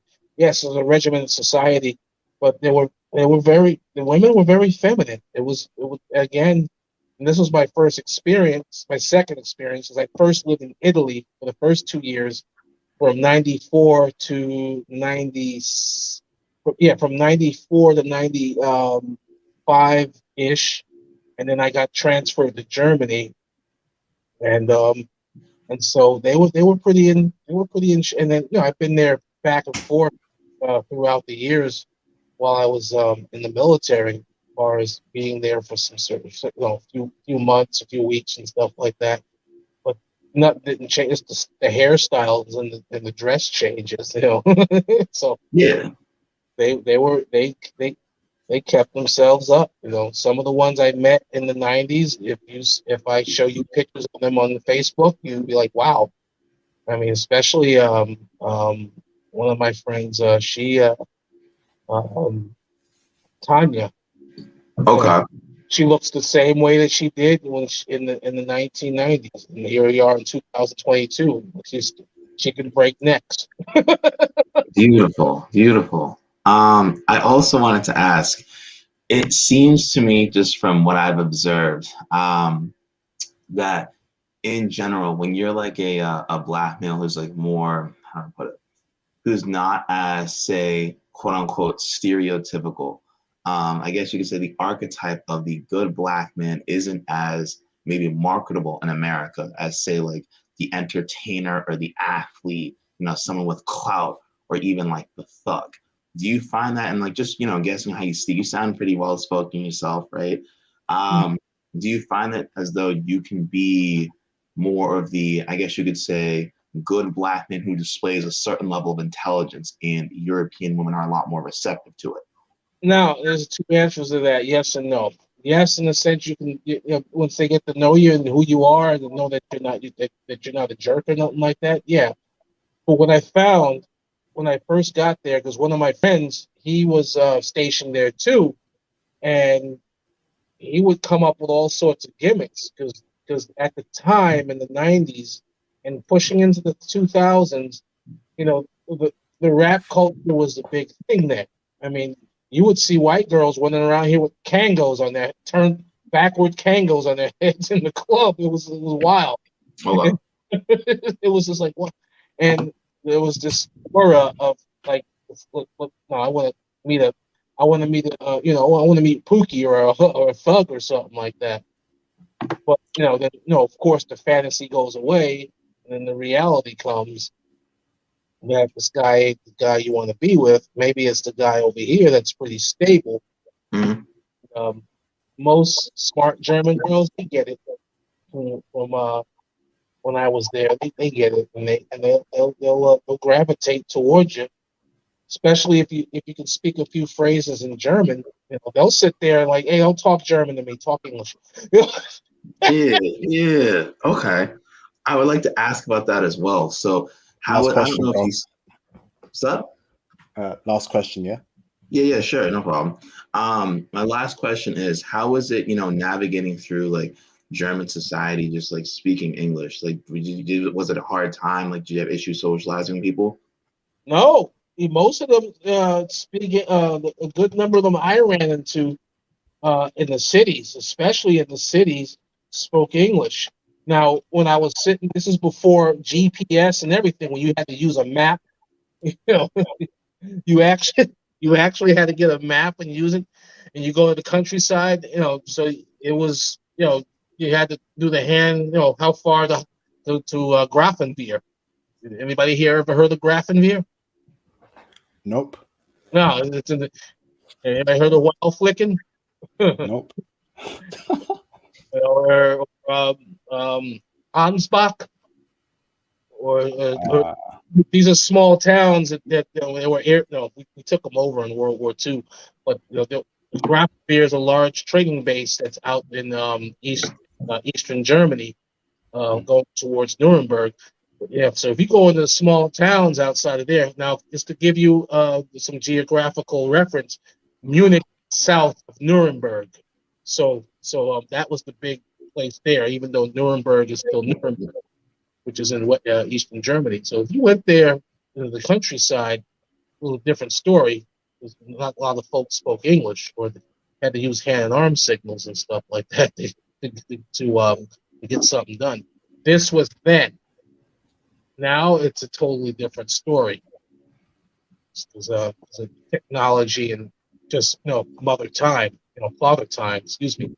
So, but having said all of that, now today, a black man, straight up to answer your question, a black man with some daggone sense in his head can do some can meet and hook up and do a bunch of good stuff with folks over there. Period. Appreciate it. A different story over there now, especially with the new generation that's over there. Okay, thank you. Great question, Sasachi. Thank you, brother. Let me bring in Chad the Great. How you doing, Chad? What's going on, man? I'm out here in Brazil. You're in Brazil. Damn, where you at in Brazil, bro? I'm in Rio. Damn. How's that going, brother? It's different, man. It's weird, but it's cool at the same time, man. I'm not gonna lie to you. All right, man. I think I'm gonna reach out to you to get more intel on that. When are you back in the US? Wednesday. I've been here since Tuesday, but I come back on Wednesday though. Okay, bro. I'm gonna send you a message after I end the stream. Do you have any questions for Joseph, brother, regarding Costa Rica? Well, I'm probably gonna go to Costa Rica in like probably May or June, but I'm going to Colombia the first week of April. You might stay in Colombia. Colombia is a spot, man. I love it, but I heard good things about Costa Rica. I know I'm the main capital of San Jose. That's where a lot of people fly into, but I heard a lot of people really don't stay there. Usually land in San Jose, and then you take an Uber or a cab out to Jaco Beach. Yep. That's where the action is at. Yeah, there's a I just forgot the name of the club that's out there. But Jaco is like let's just put it in context. Jaco is like the Daytona Beach and Miami Beach put together. Now, that's over on the West Coast. Now, there's other beaches going up north all the way up to the border with Nicaragua. But Jaco is one of the main places. If you ever go there, there's like one or two roads from San Jose that get you there. So you want to do the Western thing and leave early in the morning before you catch traffic and catch hell trying to get there, go and stop and go. So you get up early and you get there. You get out of the door at about 6 o'clock in the morning. You get up there, get yourself set up. If you're staying there for a night or two or 3 days or 4. And this is from other friends that have gone there. I have not gone there yet, but it's secondhand information, but it's valid. You get there early. So you set up, you take a nap during the day. And I just have to sit here and remember the name of the hotel, one of the biggest ones that are there. It's a casino hotel, adults only. It's not one of these places you bring kids. And there's a lot of hotels like that up and down in that area. The pool, women walking around and stuff like that. So what you will find there when it's time to party and stuff like that, you'll find a mix of women. Some are there just looking for guys, foreigners like us, you and me and everybody here. Some of them are working girls, from what Patrick told me. So that's up to you what you want to do and stuff like that. I mean, usually when I travel, I usually do my research before. I watch a lot of YouTubers, but also watch the black YouTubers because all the white YouTubers they always think they blow everything out of proportion. But I know Jaco is usually about an hour and a half from San Jose. But when he hit traffic, one YouTuber said it took him 3 hours to get there. If you leave at 10 o'clock in the morning and go have breakfast and all that kind of but if you leave at 6 in the morning, you'll get there probably in an hour max. Yeah, I heard San Jose is actually lit, man. I seen a couple people that I follow on Instagram. They show like city views and like they have like a hot tub or pool, so on and so forth. it's pretty nice. And I heard a lot of the Afro Costa Ricans live on the East Coast. Yep, we just talked about that. They live over Limon's on the East Coast, on the Caribbean, as they call it, the Caribbean side, and you'll find a lot of expats from Jamaica and a few other of the Caribbean countries setting up shop over there. Also, and so you're gonna find dark skinned Costa Ricans over there too, or mixed. And Yeah, what I really like is that there's a lot of Cubans and Dominicans are there, and then also there's a lot of Colombians and Venezuelans. And what a lot of people don't know is Venezuelans actually look better than Colombians. It's just you can't go to Venezuela right now. Yep. Right now there was a gentleman I was just talking about this. His name is Oscar. He's on my Facebook, and we hit it off. This man's got the game. He's like 40-something years old. He's got the game from hell. All he does is talk to Venezuelan women, and Beautiful. show me pictures on his phone.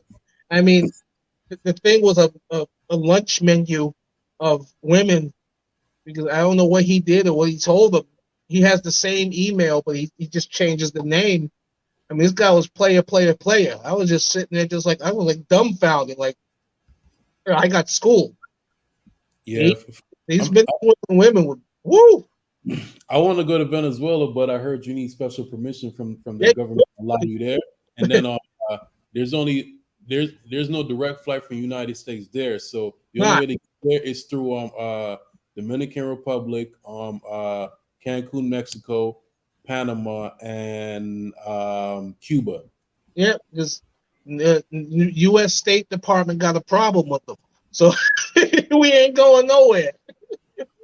Yeah, I would love to go, but me paying to go to one of these cities, then I looked at the flights from one of these cities to Venezuela. Just to fly 45 minutes, it cost me about $500-600. Yeah, crazy.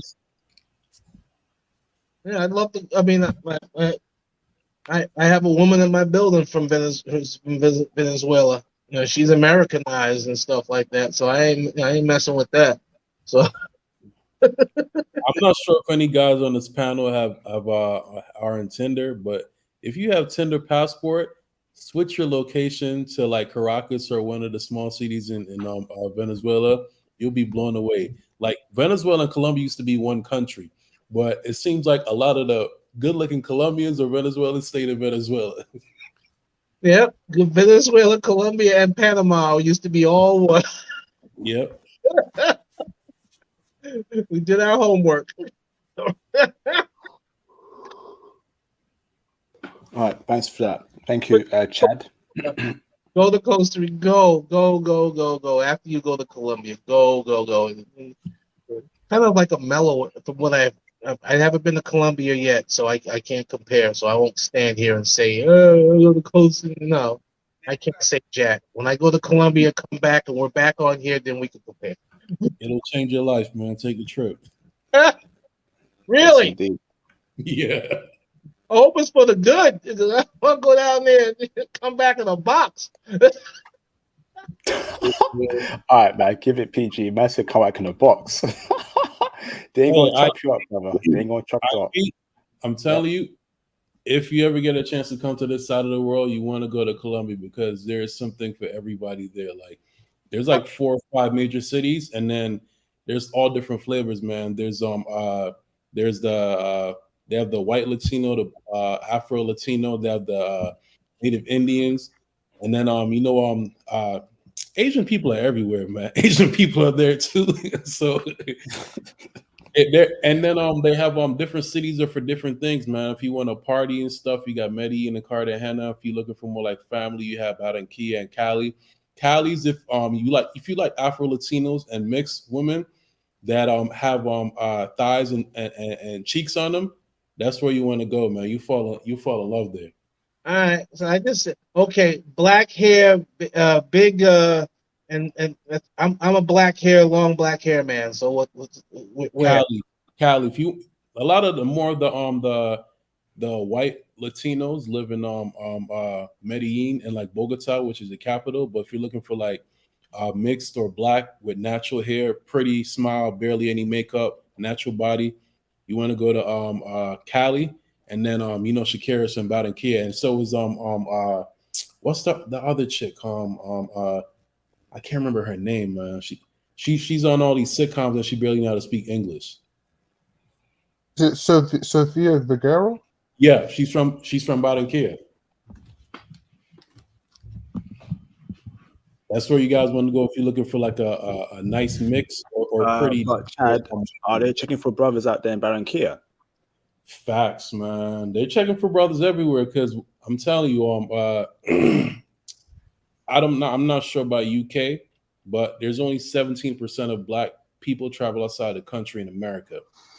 I believe 8 or 9% of that are women, and then that leaves about 8% of men, and half of those men are Crying.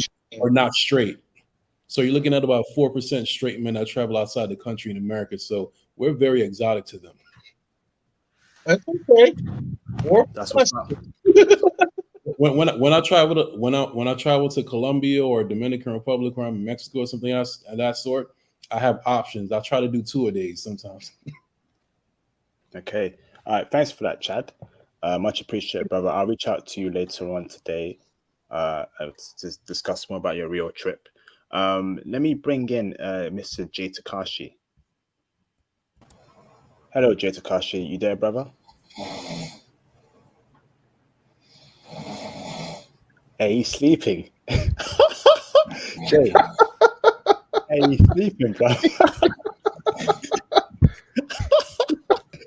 Hey, Snorlax. Yo, Snorlax, man, wake up, bro. Wake up. Hey, this brother, and let me take him off the stream, man. He's sleeping, bruv. Man like Snorlax. Man sleeping, man. Let me bring in Next, Seattle Sideshow. Can you turn your camera on in the background, please? I've got to see if you're not sure. Yep, thank you, brother. Turn it off, please. Yeah, turn it off, Seattle. Thank you. Let me bring in Seattle Sideshow. What's up, Seattle?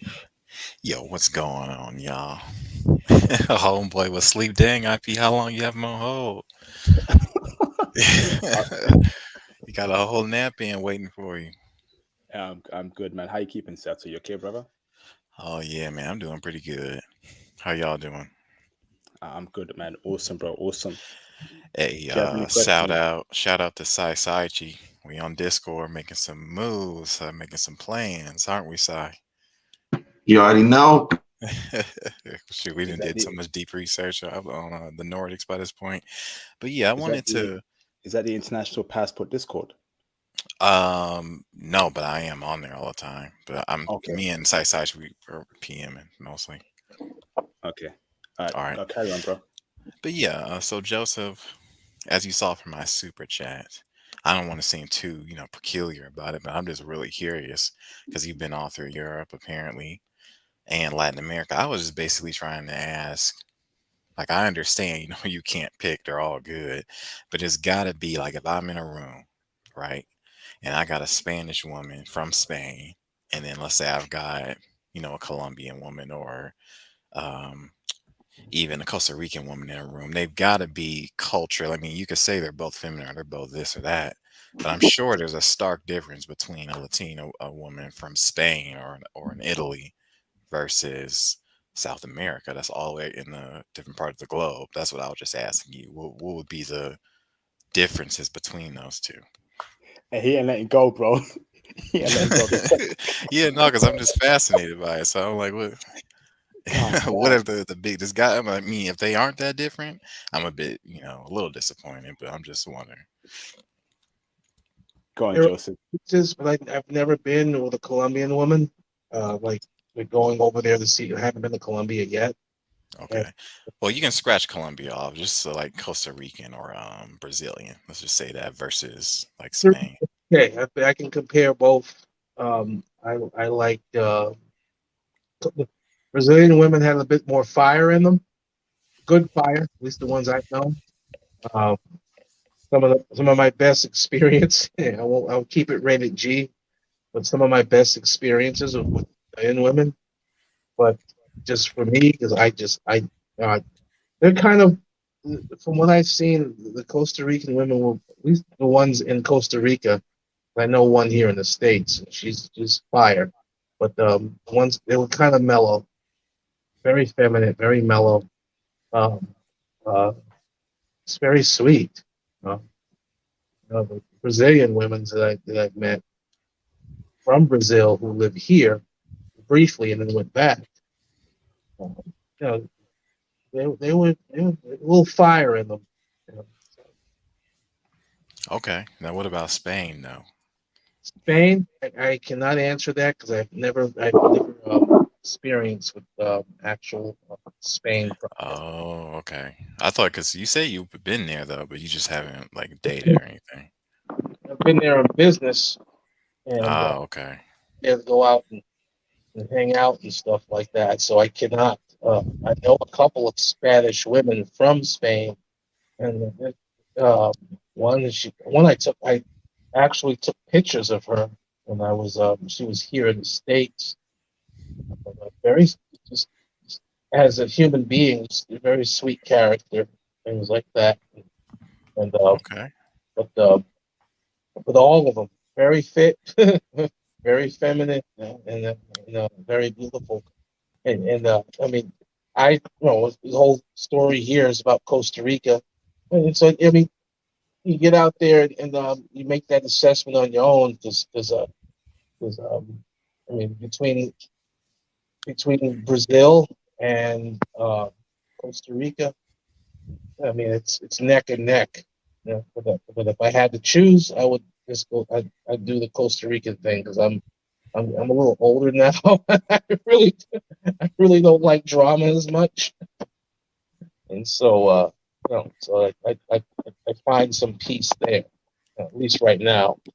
When I go to Thailand, Philippines, it might be a different story. So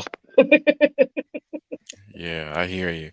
Yeah, the main reason I was just asking is because there's, interestingly, especially amongst black men, we have quite a few. I mean, I'm pretty sure everyone on this channel can testify. We've got quite a few people, a lot of intel rather, in Latin America, whether it's Brazil. We've had documentaries of black men with women in Brazil, but the moment you take it to Europe and you speak of like, Spain or Italy and the Mediterranean region, it's like very, very little intel. And it's almost kind of shocking to me that it's, you think that Spain being the Spanish speaking country that, but it'd be a lot more brothers, I guess, going there. I mean, 1MT vouches for Spain a lot, but I'm just curious as to why it seems to be so much intel for like Latin America, but the actual source or historically where they come from, it's like a mystery almost about Spain women. from Joe Asbury's perspective, it's easier to get to those countries than it is flying across the pond. You can True. be you can be. I mean, this is just me. This might be. You could right now. If I bought a ticket, I can be in Costa Rica in 5 hours, as opposed to maybe 8 hours, and that makes a difference. And at least then, because planes are flat. Airbus came into play here, recently, relatively speaking. So, and Pratt and Whitney made their engines better. So, you can be over in Europe in no time, from the United States. Where you at in the States? Seattle. Seattle. A little bit. It's gonna be hot. Yeah, closer to Asia than Europe actually. Make a hop Yeah, from there that you probably have to transfer in New York unless you're flying a 747 or a 777 and have a straight flight to Europe, as opposed to flying down to South America, which will probably be about 7 hours for you if it's nonstop. If you stop, you're probably stopping at Dallas, maybe Hartsfield, maybe in Phoenix on those nodes right there and heading south. But more than likely, you would fly from know four from Seattle to Dallas International, Dallas to Fort Worth, and then south from there, which is just 2 hours. So let's just say a 7-hour trip, as opposed to flying to Europe, which I did from the West Coast, which took about 12 hours on a 747 KLM. I flew into Holland first, and I had to pick up a second flight from Dang. Holland. All right, thanks. Shoot, may as well go to Asia by that doggone point. That's Hey, thanks for that, brothers. Thank you. hey, flip the coin. I'm in New York, and for me to fly to Asia, either I can get Qatari Airlines and land in Doha, and then fly from Doha to Thailand, or fly Philippine Airlines 16 hours straight. Thank you, Seattle Sideshow. Thank you, Joseph. Great, great breakdown there, brothers. Thank you. All right, I'm going to end the stream now. It's super late over here in the UK, and let's get some sleep. Let me go through everyone from one last closing. What was that, Joseph? Like 5 in the morning over there, right? Yeah, it's almost 5 in the morning, so I need to get some sleep. Let me go through everyone for one last closing comment. Michael Lawrence, do you have any closing comment at all? Yeah, sure. It's an awesome stream.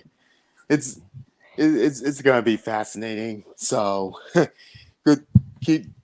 We had to keep doing the best we can. Get your, like IP said, get your passports. That's all. Good night. Good night, Michael. Thank you, Lawrence. Thank you, Michael. Take it easy, Yep. Michael Lawrence. Thank you, brother. You too. Okay, let me go to so Seattle spoke. Let's see. Saichi, do you have any closing statement? Does statements include questions? No more questions. Okay. I'm tired, bro. Yeah. Closing statement. I just say thanks for the intel. I'm glad to get another new piece of information. I'm very grateful for the experience that you obviously have provided all of us international passport. And I think your name is Joseph, right? Yeah, and Joseph. So I'm very grateful that you guys provided that. Thank you very much. That's all I have to say. Thank you, Saichi. Much Thank appreciated, brother. Too. Do you have any closing statement, the Seattle Sideshow?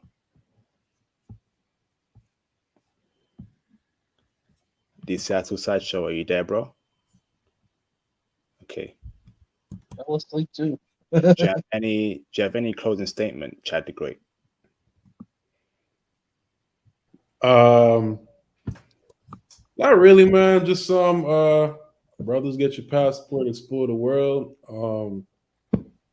make yourself better, do what's best for you first before you start looking to take care of anybody else. That's about it. Yes, wise words. Thank you, Chad the Great. Much appreciated, brother. Do you have any closing statement, Thomas? Another classic. Thanks, IP. When I wake up, yeah, it's pretty late. When I wake up, can't wait to listen to the live stream again whilst I do the timestamps. But yeah, thanks for another live stream, bro. And thank you, brother Joseph, for the great intel. Pleasure talking with you. We gotta talk again. Let's talk about some Europe stuff. So I gotta get back there too. Coming to see you, IP. First. Hey, thank you, Thomas. Much appreciated, brother. Thank you, Thomas Demahin. Mr. Joseph, do you have any closing statements at all? No, again, get your money right, get your passports. Fly, get out of the country, go see it, man. If it's just for a few days, just go see it. You'll open not just the women part, not just all that kind of stuff. Just to get out and see this planet, and it'll change your mindset and seeds for the future. I mean, that was kind of forced on me. I won't say forced. I volunteered to go to Europe years ago, and that was my first trip out of the country to go fly to Italy. After that, just the culture, just and meeting, like, really. I mean, we didn't know at the time back in the '90s, but all these Keishas and they were there. They were just like now. It was crazy. But we didn't realize what it was. Now we're aware of like that you have options when you get that passport and you fly out of this country, and do things and just experience it. You got one life, guys, and you have one life to live, man. You don't want to be when it's all said and done. I want to be tired. We're all gonna be dead forever. So get out there and do this stuff. No regrets, man. No regrets. So I can go on for hours with that mindset. Get your passport. Thank you, Joseph. Great closing comment there. I want to say a huge thank you to you, Joseph, for taking the time out and doing this classic live stream.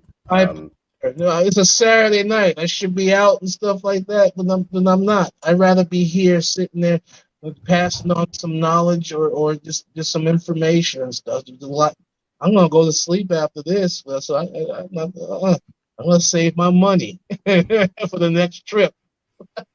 Yes. Thanks for that, brother. So, brothers, here's a Patreon in the live stream chat. I strongly advise you, brothers, to join the Patreon. Press A1 in the live stream chat if you will be joining the Patreon for extra benefits, exclusive videos, one-to-one coaching regarding traveling, IT career advice, and more other benefits on the Patreon. Choose your tier. I would say go for the diamond tier to get all the benefits, but you decide what you want to do, brothers. I would say join the Patreon, brothers. I hope to see many of you signing up when I wake up this morning. I'm also on Instagram, brothers. Here's a link to it. Follow me on Instagram. Send me a DM if needed. If you have any questions, I'll get back to you. I'm also on Twitter as well, brothers. Follow me on Twitter. Send me a DM on Twitter and I'll get back to you. I also have an exclusive Facebook group where you can find Joseph and other high-value males in the Facebook group. So join the Facebook group. Like I said, you must be a part of the Patreon to be accepted in the Facebook group. So once you are in the Facebook group and once you are on the Patreon, I will then add you to the exclusive Discord server. But you must be a part of the Patreon to be accepted in the Facebook group.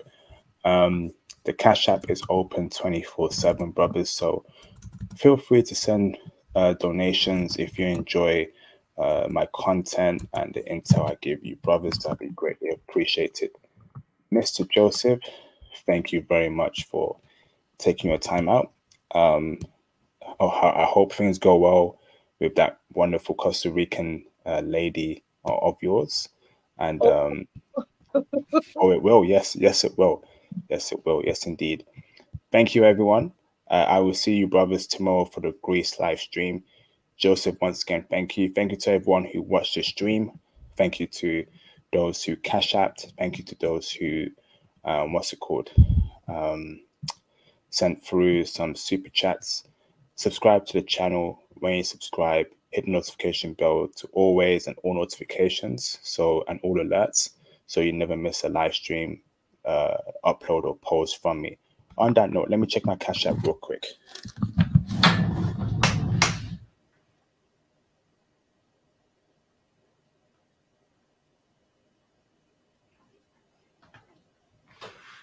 Okay. No new Cash Apps. Okay, thank you, everyone. Joseph, peace out. Brothers, peace out. I'll see you, brothers, tomorrow for the next live